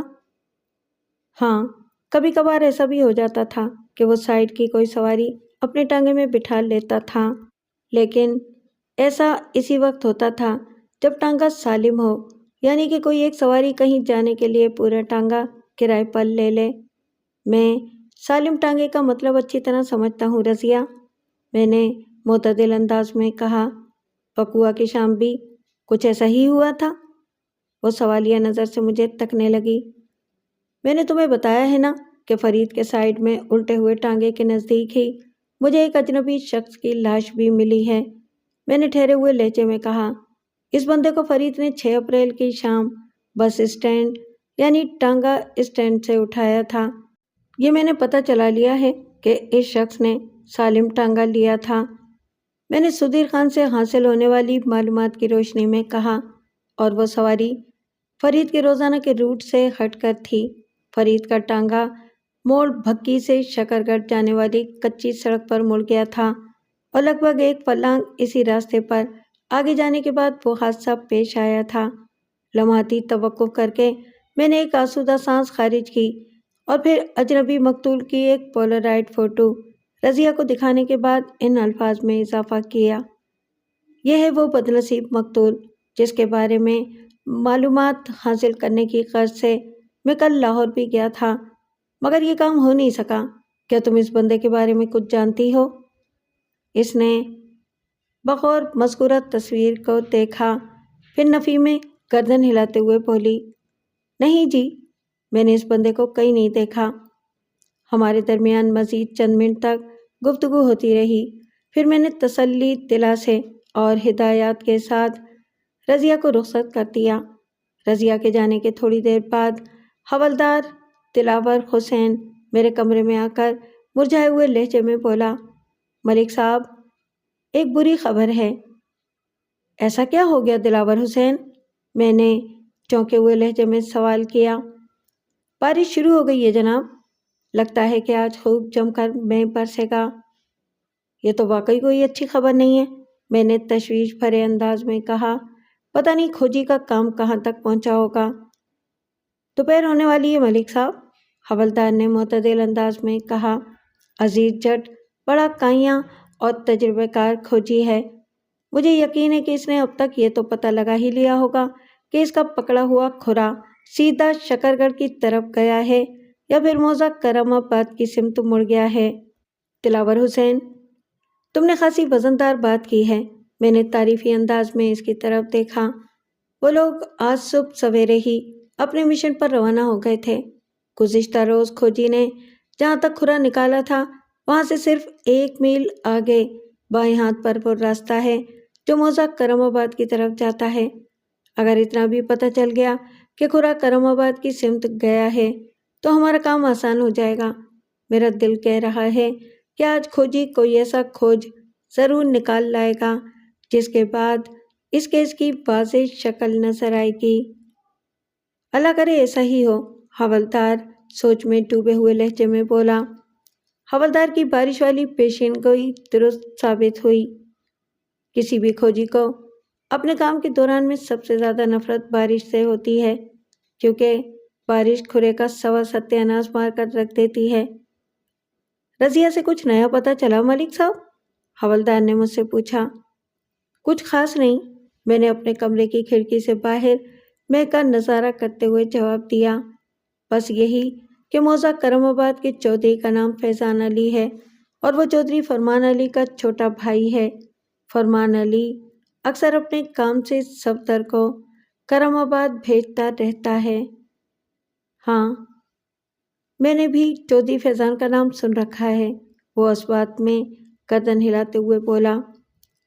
وہ چودھری فرمان سے عمر میں چھوٹا ضرور ہے، مگر آپ اسے دیگر معاملات میں فرمان سے بڑا ہی سمجھے جناب۔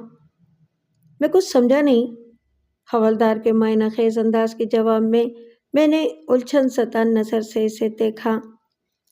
قلعہ تارا سنگھ اور اس کے گرد و نواح میں چودھری فرمان علی کی اچھی خاصی دھاک ہے، اور وہ بھی بڑے منفی انداز کی، کوئی اس سے مخالفت مول لینے کی جرات نہیں کرتا، اور چودھری فیضان اپنے بڑے بھائی سے بھی 10 ہاتھ آگے ہے، چاہے کوئی کتنا بھی خودسر باغی اور غنڈہ گرد کیوں نہ ہو دلاور حسین، میں نے ٹھہرے ہوئے لہجے میں کہا۔ جب قانون کی چکی میں اس کا ہاتھ آتا ہے تو اسے لگ پتا جاتا ہے۔ ہماری تفتیش کے سامنے بڑے بڑے پھنے خانوں کی ہوا نکل جاتی ہے۔ آپ بالکل ٹھیک کہہ رہے ہیں ملک صاحب، وہ تائیدی انداز میں بولا۔ چند لمحات کے لیے وہ تھما اور پھر مشورہ دینے والے انداز میں بولا، میں تو کہتا ہوں صفدر کو شامل تفتیش کر لیتے ہیں، اس کی کھلی ہوئی زبان بہت سے راز اگل سکتی ہے۔ حوالدار مجھے پہلے بھی یہ مشورہ دے چکا تھا، میں نے پرخیال انداز میں کہا، یہ نیک کام میرے ذہن میں بھی ہے اور میں اس فریضے کی ادائیگی کے لیے تمہیں ہی قلعہ تارا سنگھ بھیجوں گا، لیکن کھوجی کی واپسی کے بعد ذرا یہ تو دیکھ لیں کہ عزیز جٹ ہمارے لیے کیا خوشخبری لے کر آتا ہے۔ دلاور حسین نے اس بات میں سر ہلا دیا۔ شام سے تھوڑی دیر پہلے کانسٹیبل ساجد علی اور کھوجی اپنی مہم سے لوٹ آئے تھے اور کھوجی عزیز جٹ بالکل ایک بھیگا ہوا مرغا ہی نظر آ رہا تھا۔ میں نے خوش دلی سے ان کا استقبال کیا۔ جب کھوجی نے گیلا لباس اتار کر خشک کپڑے پہن لیے تو میں نے اسے اپنے کمرے میں بلا لیا۔ ملک صاحب، میں نے اپنا کام دیانتداری سے کر دیا ہے، جس کے لیے میں انعام کا حقدار ہوں، اس نے معتدل انداز میں کہا۔ اس سے آگے جو بھی کرنا ہے وہ آپ کو اپنے حساب سے کرنا ہوگا۔ میں تمہاری بات سے اتفاق کرتا ہوں، میں نے اس کے خاموش ہونے پر رسان بھرے لہجے میں کہا، تم مجھے آج کی رپورٹ دو اور اپنا انعام وصول کر لو۔ ملک صاحب، ہم دونوں کا اندازہ درست ثابت ہوا ہے، وہ اپنے مخصوص انداز میں وضاحت کرتے ہوئے بولا۔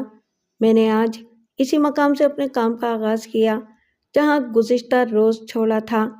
میں نے لگ بھگ 1 میل تک گھوڑے کے قدموں کے نشانات کا تعاقب کیا اور اس جگہ جا پہنچا جہاں سے ایک تنگ سا کچا راستہ بائیں جانب نکلتا ہے اور 1 میل آگے واقع موزہ کرم آباد تک جاتا ہے۔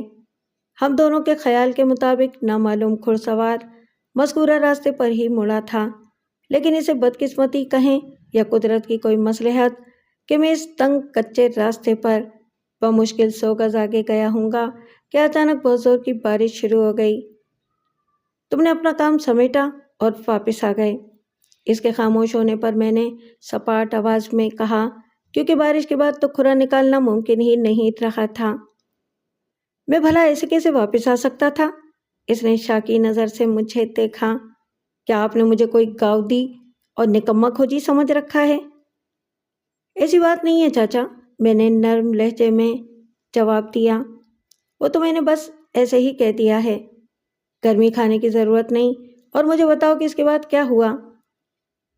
آپ نے کل رات مجھے ہدایت کی تھی کہ کرم آباد کے لوگوں کو نامعلوم مقتول کی فوٹو دکھا کر اس کے بارے میں پوچھ تاچھ کرنا ہے، اور یہ کام کرم آباد جائے بغیر ہو ہی نہیں سکتا تھا۔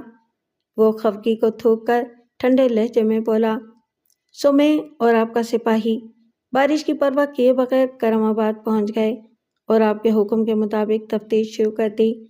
وہ سانس ہموار کرنے کی غرض سے رکا اور پھر بولا، موزہ کرم آباد کوئی بڑا گاؤں نہیں ہے، وہاں پر زیادہ سے زیادہ 100 مکان ہوں گے اور آبادی 500 سے زیادہ ہرگز نہیں، لہٰذا گھنٹے 1.5 گھنٹے میں ہم نے نامعلوم مقتول کی شناخت کے حوالے سے اپنی کارروائی اور انکوائری مکمل کر لی، اور اس تگ و دو کا نتیجہ 0 سے زیادہ برآمد نہیں ہوا۔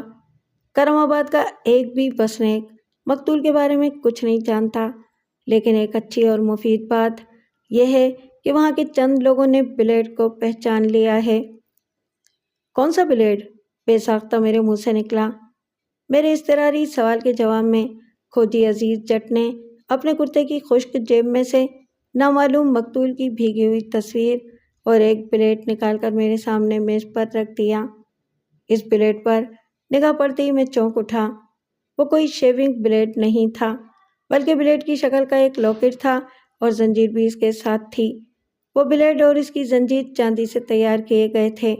قبل اس کے کہ میں کچھ بولتا، کھوجی انکشاف انگیز لہجے میں بولا، موزہ کرم آباد کی سمت جانے والے کچے راستے سے کم و بیش 2 فلانگ پہلے ہمیں یہ لاکٹ کچی سڑک کے کنارے پڑا ملا تھا۔ میں نے اسے اس خیال سے اٹھا کر جیب میں رکھ لیا کہ ممکن ہے اس لاکٹ کا تعلق اسی گھڑ سوار سے ہو، میں جس کے کھرے کے تعاقب میں تھا، اور میری یہ احتیاط کام آ گئی۔ لمحاتی توقف کر کے اس نے اپنی سانس کو درست کیا اور پھر سنسنی خیز لہجے میں اضافہ کر دیا۔ کرم آباد کے چند بسنیکوں نے اس امر کی تصدیق کی ہے کہ انہوں نے یہ لاکٹ قلعہ تارا سنگھ کے چودھری فرمان علی کے خاص ملازم صفدر کے گلے میں دیکھا ہے۔ ملک صاحب، آپ اس لاکٹ کو سیڑھی بنا کر قاتل کی گردن تک رسائی حاصل کر سکتے ہیں۔ مذکورہ چاندی کے لاکٹ کو دیکھتے ہی میں اس لیے چونکا تھا کہ یہی لاکٹ چند روز پہلے میں نے صفدر کے گلے میں دیکھا تھا، جب صفدر اور فرید کو جھگڑے کے ضمن میں میرے پاس لایا گیا تھا۔ چاچا، واقعی تم نے اس لاکٹ کو پا کر میرا کام آسان کر دیا ہے، میں نے کھوجی عزیز جٹ کی طرف دیکھتے ہوئے توصیفی انداز میں کہا۔ ملک صاحب، حوالدار دلاور حسین نے بھی پرجوش انداز میں میرے مشاہدے کی تصدیق کر دی۔ آپ نے جب مجھے صفدر کو حوالات میں بند کرنے کا حکم دیا تھا تو اس وقت بھی یہ لاکٹ صفدر کے گلے میں موجود تھا۔ کانسٹیبل راشد کو یہاں بلا لو، میں نے حوالدار سے کہا، اور وہ جی سر کہتے ہوئے میرے کمرے سے نکل گیا۔ موزہ کرم آباد کے لوگوں نے اس چاندی کے بلیڈ نما لاکٹ کو پہچان لیا تھا۔ میں اور حوالدار دلاور حسین بھی مطمئن تھے کہ ہم نے اس لاکٹ کو صفدر کے گلے میں دیکھا تھا، لیکن میں اتمام حجت ضروری سمجھتا تھا، اسی لیے میں نے کانسٹیبل راشد احمد کو اپنے پاس بلایا تھا۔ 4 اپریل کی صبح راشد صفدر اور فرید کو ٹانگا اسٹینڈ سے پکڑ کر تھانے لایا تھا۔ راشد کو جب میں نے وہ لاکٹ دکھا کر پوچھا، کیا تم اس لاکٹ کے بارے میں کچھ جانتے ہو، تو اس کا جواب مبنی بر اثبات تھا۔ جی ملک صاحب، میں نے اس لاکٹ کو اس دن صفدر کے گلے میں دیکھا تھا جب وہ ٹانگا اسٹینڈ پر دوسرے کوچوان فرید سے لڑائی کر رہا تھا۔ اگر کھوجی عزیز جٹ کو صفدر کا لاکٹ موزہ کرم آباد جانے والے راستے پر پڑا ملا تھا تو اس کا ایک ہی مطلب تھا، اور وہ یہ کہ صفدر اس راستے سے گزرا تھا۔ میں نے راشد کو جانے کے لیے کہا، پھر حوالدار سے مخاطب ہوتے ہوئے گہری سنجیدگی سے کہا، دلاور حسین، تمہاری خواہش پوری ہونے کا وقت آ گیا ہے، تم 2 سپاہیوں کو ساتھ لے کر فوراً قلعہ تارا سنگھ روانہ ہو جاؤ۔ میری بات سمجھ رہے ہو نا؟ بھلا یہ بھی کوئی پوچھنے والی بات ہے ملک صاحب، وہ توانا اور معنی خیز لہجے میں بولا۔ اب بے فکر ہو جائیں، آج رات کسی بھی وقت صفدر ہمارے تھانے کی حوالات میں ہوگا۔ شاباش، میں نے ستائشی نظر سے اس کی طرف دیکھا اور کہا، اگر چودھری فرمان علی تمہارے راستے میں روڑا اٹکانے کی کوشش کرے تو اس سے کہہ دینا یہ میرا حکم ہے۔ ظاہر ہے میں آپ ہی کے حکم پر تو قلعہ تارا سنگھ جا رہا ہوں، حوالدار نے پرسوچ انداز میں کہا، پھر ان الفاظ میں اضافہ کر دیا، ویسے میرے ذہن میں ایک آئیڈیا ہے ملک صاحب۔ میں پوچھے بنا نہ رہ سکا، کیسا آئیڈیا؟ میں صفدر پر یہ ظاہر نہیں کروں گا کہ میں اسے گرفتار کرنے آیا ہوں، وہ اپنے منصوبے سے مجھے آگاہ کرتے ہوئے بولا۔ میں اسے یہ بتاؤں گا کہ آج شام تھانے آ کر 2 افراد نے اس کے خلاف رپورٹ درج کرائی ہے کہ اس نے شیراں والا باغ کے نزدیک انہیں زد و کوب کیا ہے اور ان کے پاس جو رقم تھی وہ بھی چھین لی ہے، لہٰذا ملک صاحب نے معمول کی پوچھ تاچھ کے لیے اسے تھانے بلایا ہے۔ اس سے ہوگا کیا؟ وہ رکا تو میں نے معتدل انداز میں سوال کیا۔ جیسا کہ آپ جانتے ہیں یہ ایک فرضی کہانی ہے، وہ وضاحت کرتے ہوئے بولا۔ صفدر نے کسی کے ساتھ مار پیٹ کی ہے اور نہ ہی اس نے کسی کو لوٹا ہے، اس لیے وہ بے خوف و خطر میرے ساتھ آنے کے لیے تیار ہو جائے گا، اور اس صورتحال میں چودھری فرمان علی کی طرف سے بھی کسی رکاوٹ یا مداخلت کا اندیشہ نہیں ہے۔ وہ لمحے بھر کو رکا اور پھر اپنی بات مکمل کرتے ہوئے بولا، ایک بار ساتھ خیریت کے صفدر تھانے پہنچ گیا تو پھر ہم اس کا باچا بچٹ ڈالیں گے۔ تمہارا آئیڈیا برا نہیں ہے دلاور حسین، میں نے ٹھہرے ہوئے لہجے میں کہا، نیک کاموں میں چونکہ تاخیر مناسب نہیں ہوتی، اس لیے تم 2 کانسٹیبل کے ساتھ فی الفور قلعہ تارا سنگھ روانہ ہو جاؤ۔ ایسا نہیں تھا کہ میں یا حوالدار ڈائریکٹ جا کر صفدر کو گرفتار نہیں کر سکتے تھے، اس کے خلاف ایک ٹھوس ثبوت میرے ہاتھ لگ چکا تھا، لیکن حوالدار کا آئیڈیا مجھے واقعتاً پسند آیا تھا۔ میں نے اپنے ساتھ کام کرنے والے پولیس اہلکاروں کی ہمیشہ حوصلہ افزائی کی ہے، دلاور حسین کے مشورے کو ماننے میں کوئی قباحت نہیں تھی، اس لیے میں نے اس کے آئیڈیا پر عمل کرنے کا فیصلہ کیا تھا۔ حوالدار کے جانے کے بعد کھوجی عزیز جٹ نے معنی خیز لہجے میں کہا، ملک صاحب، میرا کام ختم ہو چکا ہے۔ آپ ہی نے مجھے بتایا تھا کہ مزدور کی اجرت اس کا پسینہ خشک ہونے سے پہلے ادا کر دینا چاہیے۔ میں نے تمہیں غلط نہیں بتایا تھا چاچا، میں نے اپنا ہاتھ ہپ پاکٹ کی طرف لے جاتے ہوئے کہا، اور اگر مزدور 70 سالہ تجربے کار کھوجی ہو تو پھر پسینے کی خشکی کی شرط باقی نہیں رہتی، بلکہ اجرت کی ادائیگی کسی اور شے سے مشروط اور منسوب ہو جاتی ہے۔ وہ کیا جی؟ اس نے آنکھیں سکیڑ کر سوال کیا۔ مزدور اگر قبر میں ٹانگیں لٹکائے بیٹھا ہو تو اس کی اجرت اس کی سانس بند ہونے سے پہلے ادا کر دینا چاہیے۔ وہ برا سا منہ بنا کر شاکی نظر سے مجھے تکنے لگا۔ میں نے اپنے بٹوے میں سے 20 روپے نکال کر اس کی جانب بڑھاتے ہوئے کہا، دل چھوٹا نہ کرو چاچا، تم بھی کیا یاد کرو گے، آج میں تمہیں ڈبل انعام دے رہا ہوں۔ اس کا چہرہ خوشی سے کھل اٹھا۔ اس نے 20 روپے کے کرنسی نوٹ مجھ سے لیے، مجھے سلوٹ مارا اور میرا شکریہ ادا کرنے کے بعد وہ میرے کمرے سے نکل گیا۔ آپ یقیناً سوچ رہے ہوں گے کہ 20 روپے میں تو ڈھنگ کی ایک چاکلیٹ نہیں آتی، اور کھوجی اس معمولی سی رقم کے حصول پر خوشی سے پھولا کیوں سما رہا تھا۔ آپ اپنی جگہ بالکل درست سوچ رہے ہیں، مگر یہ آج سے کم و بیش 50-55 سال کا پہلے کا واقعہ ہے۔ اس زمانے کے 20 روپے آج کے کم سے کم 10,000 روپے سمجھ لیں۔ امید ہے کہ آپ نے میری دریا دلی کو تسلیم کر لیا ہوگا۔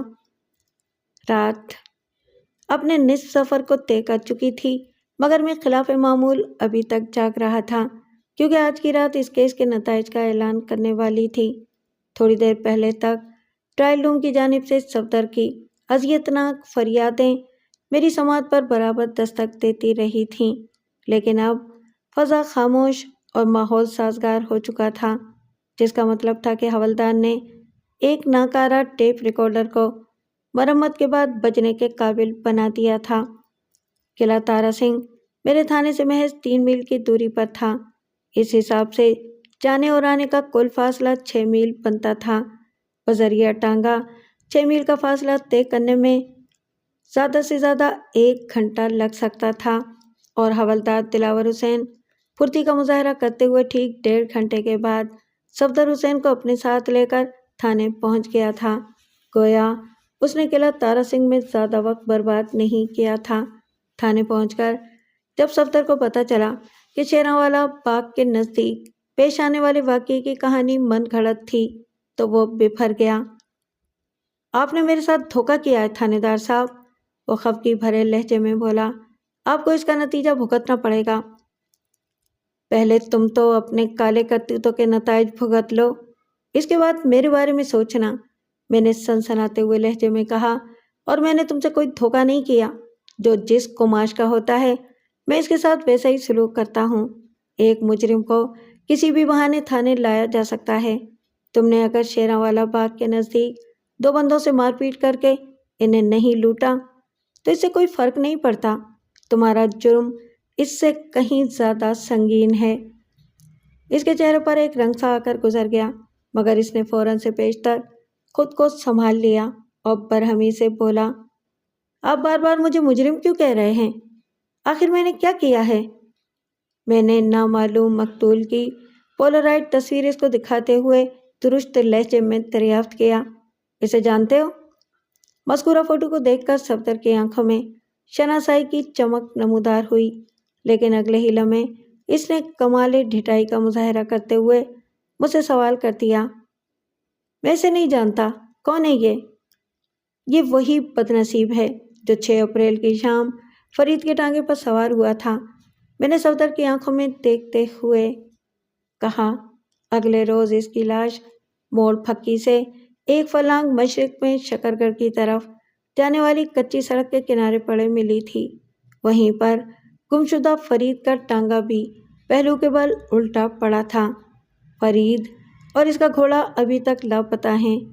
لمحاتی توقف کر کے میں نے ایک گہری سانس لی اور پھر سخت لہجے میں پوچھا، کچھ یاد آیا؟ یہ تمہارے حافظے کو کسی لیبارٹری میں بھیج کر اس کا ٹیسٹ کرانا پڑے گا۔ صفدر کے چہرے اور آنکھوں میں الجھن زدہ پریشانی ڈوب اور ابھر رہی تھی، لیکن اس کے ساتھ ہی اس کی ڈٹائی بھی کم ہونے کا نام نہیں لے رہی تھی۔ میں نے فرید کی پراسرار گمشدگی اور ایک بندے کی لاش کی دریافت کے بارے میں سنا تھا۔ صفدر نے سرسری انداز میں کہا، میں اس سے زیادہ کچھ نہیں جانتا جناب، آپ خواہ مجھ پر شک کر رہے ہیں۔ ان معاملات سے میرا کچھ لینا دینا نہیں۔ یہ ٹھیک ہے کہ میں فرید کو پسند نہیں کرتا اور کئی بار میرا اس سے جھگڑا بھی ہو چکا ہے، لیکن میں سچ کہہ رہا ہوں، اس کے ساتھ پیش آنے والے واقعے سے میرا کوئی تعلق نہیں۔ ملک صاحب، لاتوں کے بھوت باتوں سے نہیں مانتے۔ حوالدار نے قہربار نظر سے صفدر کو دیکھنے کے بعد مجھ سے کہا، آپ اس نامراد کو 1 گھنٹے کے لیے میرے سپرد کر دیں، میں اسے ایک دم چالو کر دوں گا۔ 1 منٹ دلاور حسین، میں نے ہاتھ اٹھا کر حوالدار کو رکنے کا اشارہ کیا، پھر صفدر سے پوچھا، تم فرید کو پسند کیوں نہیں کرتے؟ بس جی، وہ گڑبڑائے ہوئے لہجے میں بولا، وہ مجھے اچھا نہیں لگتا۔ یہ تو کوئی بات نہیں ہوئی، میں نے تیز نظر سے اسے گھورا۔ فرید تمہیں پسند نہیں، اس لیے تم نے نہ صرف اسے غائب کر دیا بلکہ اس کی سواری کو بھی موت کے گھاٹ اتار دیا۔ میں اس بارے میں کچھ نہیں جانتا تھانے دار صاحب، وہ نیم احتجاجی لہجے میں بولا۔ حوالدار اس کے انتہائی قریب کھڑا تھا۔ ادھر صفدر کی بات مکمل ہوئی، ادھر دلاور حسین نے اس کی گردن پر ایک 2 خطر رسید کرتے ہوئے کرخت لہجے میں کہا، یہ کیا تم نے بکرے کی طرح میں لگا رکھی ہے؟ صفدر، اگر اپنی مرغی کردار کی ٹھیک ہو تو وہ پرائے گھر میں کبھی انڈا نہیں دیتی۔ میں نے اس کے چہرے پر نظر جما کر گمبھیر انداز میں کہا، تم اپنا سارا غصہ پرائے گھر پر اتارنے کی کوشش کرتے رہتے ہو اور اپنی مرغی پر تمہاری ذرا سی بھی توجہ نہیں ہے۔ کہتے ہیں عقل مند کے لیے اشارہ ہی کافی ہوتا ہے۔ صفدر تو 1.5 ہوشیار آدمی تھا، اس نے اپنی بیوی کے حوالے سے میرے اشارے کو ٹھیک سمجھ تو لیا تھا، مگر اس پر اچھا یا برا کوئی رد عمل ظاہر نہیں کیا تھا۔ 4 اپریل کی صبح جب تمہارے اور فرید کے بیچ ٹانگا اسٹینڈ پر مارا ماری ہوئی تھی اور میرے تھانے کا ایک سپاہی تم دونوں کو پکڑ کر میرے پاس لایا تھا، تو اس وقت میں نے تمہارے گلے میں بلیڈ سے مشابہ چاندی کا ایک لاکٹ دیکھا تھا۔ میں نے صفدر کی آنکھوں میں دیکھتے ہوئے سپاٹ آواز میں استفسار کیا، وہ لاکٹ اب مجھے تمہارے گلے میں نظر نہیں آ رہا، کیا تم نے وہ لاکٹ فروخت کر دیا ہے؟ نہیں جی، نہیں، وہ اپنی گردن پر ہاتھ پھیرتے ہوئے اضطراری لہجے میں بولا، وہ تو میں نے آج ہی اتار کر اپنے گھر میں رکھا ہے۔ یعنی اس وقت بھی چاندی کا وہ لاکٹ تمہارے گھر میں رکھا ہے؟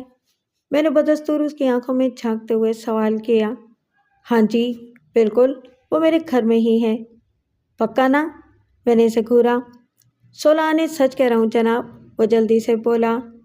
میں اپنی سیٹ سے اٹھ کر کھڑا ہو گیا، پھر جھک کر میز کی دراز میں سے مذکورہ لاکٹ نکال کر صفدر کو دکھانے کے بعد حوالدار سے مخاطب ہوتے ہوئے کہا، دلاور حسین، اب چودھری کا یہ خاص بندہ تمہاری خاص الخاص تحویل میں ہے، تم نے اس کی جم کر ایسی خاطرداری کرنی ہے کہ تمہارے پکوان کی تعریف کرتے کرتے اس کی زبان باہر نکل آئے۔ میں اپنے کوارٹر میں جا رہا ہوں، جب یہ اقبالی بیان دینے کی حالت میں آ جائے تو مجھے بلا لینا۔ حوالدار کا چہرہ مسرت سے دمک اٹھا، وہ کچھ ایسی مستعدی سے صفدر پر جھپٹا جیسے چھپکلی یا مینڈک اپنے شکار کو نگلنے کے لیے برق رفتاری سے حرکت میں آتے ہیں۔ میں اپنے کوارٹر میں آ کر بستر پر لیٹ تو گیا تھا، لیکن میرا دھیان تھانے کے ٹرائل روم کی طرف لگا ہوا تھا، جہاں حوالدار دلاور حسین اپنے فنون کے مظاہروں میں مصروف تھا اور اس کی کارکردگی کی لائیو آڈیو صفدر کی خوفناک چیخوں کی صورت میری سماعت کے دروازے پر مسلسل دستک دیتی رہی تھی۔ لیکن اب ہر طرف سکون ہی سکون تھا، گویا صفدر نے حوالدار کی تفتیش کے سامنے سرنڈر کر لیا تھا۔ میں نے بستر چھوڑا اور کوارٹر سے نکل کر تھانے کی جانب بڑھ گیا۔ جب میں اپنے کمرے میں پہنچا تو دلاور نے میرے پاس آ کر فاتحانہ انداز میں کہا، ملک صاحب، صفدر نے ہتھیار پھینک دیے ہیں، وہ اپنا اقبالی بیان دینے کے لیے ایک دم تیار ہے۔ ٹھیک ہے، میں نے اس بات میں گردن ہلاتے ہوئے کہا، اسے لے آؤ میرے پاس۔ اگلے 5 منٹ کے بعد صفدر کو میرے سامنے حاضر کر دیا گیا۔ اس کی کرب میں ڈوبی ہوئی داد و فریاد سے مجھے اتنا تو اندازہ ہو گیا تھا کہ حوالدار ایک کے بعد ایک لذیذ کھانا اسے کھلانے میں مصروف ہے، لیکن اب جو میں نے اسے دیکھا تو میرا وہ اندازہ موجودہ صورتحال کے سامنے بہت بونا محسوس ہو رہا تھا۔ بقول کسے حوالدار نے مار مار کر اس کا بھرکس نکال دیا تھا۔ ایسا لگتا تھا کہ دلاور حسین نے صفدر کو اپنی تفتیش کی تھنکی میں ڈال کر اس کا ایک ایک ریشہ الگ کر دیا تھا۔ وہ اپنے قدموں پر کھڑا ہونے کے قابل بھی نہیں رہا تھا۔ میں نے صفدر کو ایک چوبی بینچ پر بٹھایا، پھر اس کا اقبالی بیان قلم بند کرنے میں مصروف ہو گیا۔ اس کے بیان کا خلاصہ کچھ اس طرح ہے۔ وہ فرید سے شدید نفرت کرتا تھا اور اس کا سبب فریدہ یعنی اس کی بیوی تھی۔ اسے اس بات کا یقین تھا کہ فریدہ بے قصور ہے اور فرید ہی اس کی بیوی کے پیچھے ہاتھ دھو کر پڑا ہوا ہے۔ فرید سے اس کی کئی بار جھڑپ ہو چکی تھی، لہٰذا اس نے اس قصے کو ختم کرنے کے لیے اپنے ایک دوست ہاشو کے ساتھ مل کر فرید کو موت کے گھاٹ اتارنے کا منصوبہ بنایا۔ ہاشو کا تعلق موزہ کرم آباد سے تھا اور اس کا شمار چودھری فیضان علی کے خاص آدمیوں میں ہوتا تھا۔ انہیں اپنے منصوبے کو پائے تکمیل تک پہنچانے کے لیے ایک ایسے بندے کی تلاش تھی جو کرم آباد کا وسنیک ہو اور نہ ہی قلعہ تارا سنگھ کا۔ اس مقصد کے لیے صفدر نے اپنے ایک پرانے جاننے والے شخص حنیف کو استعمال کرنے کا فیصلہ کیا۔ حنیف نارنگ منڈی کا رہنے والا تھا۔ صفدر جانتا تھا کہ حنیف ایک لالچی انسان ہے، لہٰذا حنیف کی اسی کمزوری کا فائدہ اٹھاتے ہوئے صفدر نے اسے 50 روپے کے عوض ایک چھوٹا سا کام کرنے کے لیے راضی کر لیا۔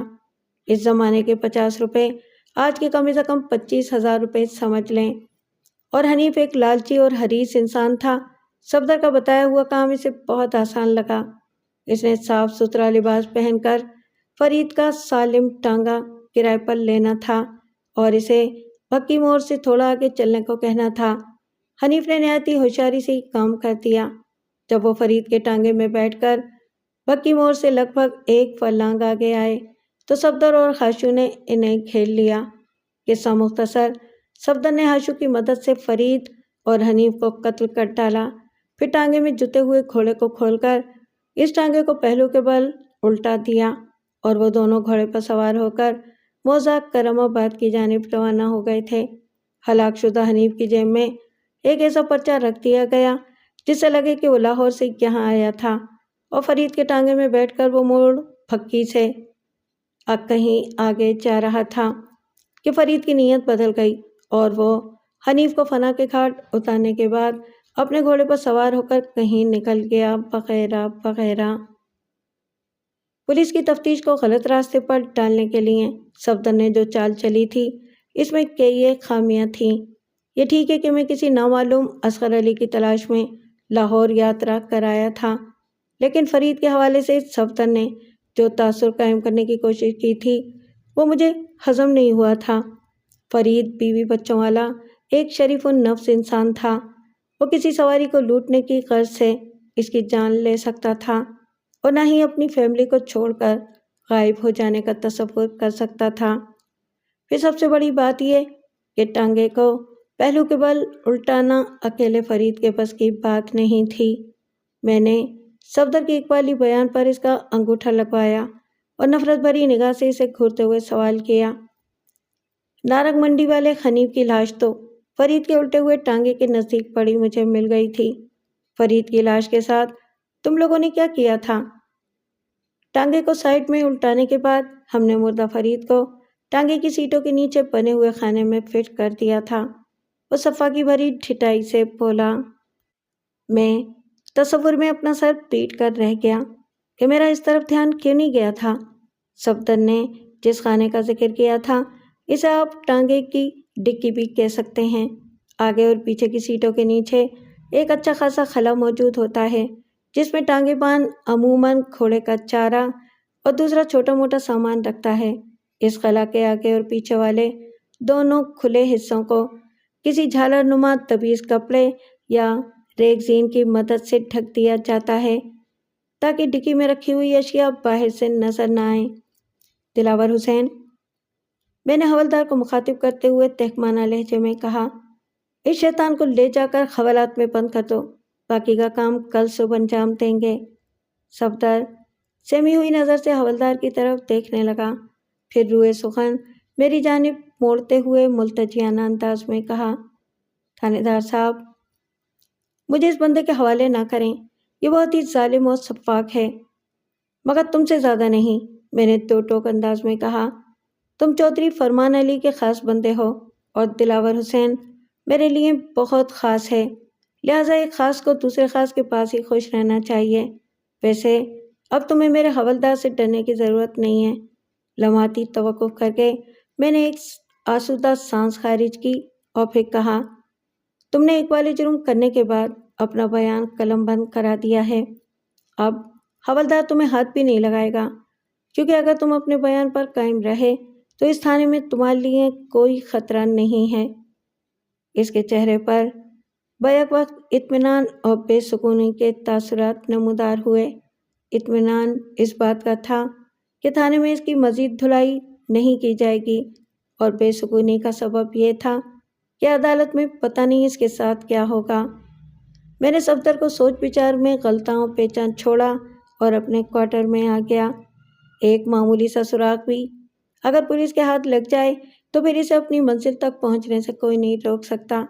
کھوجی عزیز جٹ کے ہاتھوں دریافت شدہ صفدر کے بلیڈ لاکٹ نے اس کیس کا نقشہ بدل دیا تھا۔ اگلی صبح میں نے نہ صرف الٹے ہوئے ٹانگے کی لوکل ڈکی کے اندر سے فرید کی اکڑی ہوئی لاش برآمد کر لی، بلکہ اسی روز دوپہر میں چودھری فیضان کے خاص بندے ہاشو کی گرفتاری بھی عمل میں آ گئی۔ ہاشو نے جب حوالات کے فرش پر صفدر کو نیم مردہ حالت میں پڑے دیکھا تو اس کے پسینے چھوٹ گئے۔ پھر جب اسے پتہ چلا کہ صفدر نے اقبال جرم کر لیا ہے تو اس کی رہی سہی ہمت بھی جواب دے گئی۔ اس نے حوالدار کی مہمان نوازی سے بچنے کے لیے اپنے جرم کا اقرار کر لیا۔ میں نے اس کا بیان بھی قلم بند کر لیا اور اسے صفدر والی حوالات ہی میں ڈال دیا۔ یہ تو ممکن نہیں تھا کہ میں چودھری فرمان علی اور چودھری فیضان علی کے خاص بندوں کو حوالات میں بند کر دوں اور وہ منہ میں گھنگھنیاں ڈالے چپ چاپ بیٹھے رہیں۔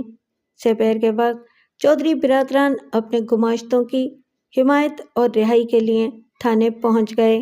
اس موقع پر چودھری فرمان علی نے ایک ایسی بات کی کہ میرے رگوں پہ میں آگ سی لگ گئی۔ ملک صاحب، آپ نے تو ہمارے راج کی ایسی کی تیسی کر کے رکھ دی ہے، اس نے برہمی لہجے میں کہا۔ جو بھی سنے گا کیا کہے گا؟ آپ کم از کم اپنے نام کی تو لاج رکھ لیتے۔ میرا بندہ صفدر آپ کا ہم نام ہے۔ میری بات دھیان سے سنو چودھری، میں نے فرمان علی کی آنکھوں میں آنکھیں ڈال کر جارحانہ لہجے میں کہا، میں نے یہ وردی قانون کی لاج رکھنے کے لیے بدن پر سجائی ہے، اپنے ہم نام مجرموں کو تحفظ دینے کے لیے ہرگز نہیں۔ اور جہاں تک آپ کے راج کی بات ہے تو لمحے بھر کو رک کر میں نے باری باری دونوں کے چہروں کا جائزہ لیا اور پھر واشگاف الفاظ میں اضافہ کر دیا، تم دونوں بھائیوں نے اپنے اپنے علاقے میں جو اندھیر مچا رکھا ہے اور جس طرح اپنے الٹے سیدھے کاموں کے لیے صفدر اور ہاشو جیسے معاشرتی ناسوروں کو پناہ دے رکھی ہے، یہ سب اسی بے شرمی اور بے غیرتی اور غنڈہ گردی کا کیا دھرا ہے۔ ان کے چہرے لٹک گئے اور وہ تیش کے عالم میں پاؤں پٹکتے ہوئے میرے کمرے سے نکل گئے۔ ان کی رخصتی کا انداز ایسا ہی تھا جیسے وہ بازبان خاموشی مجھے سنا گئے ہوں، تھانے دار کے بچے، تمہیں تو ہم دیکھ لیں گے۔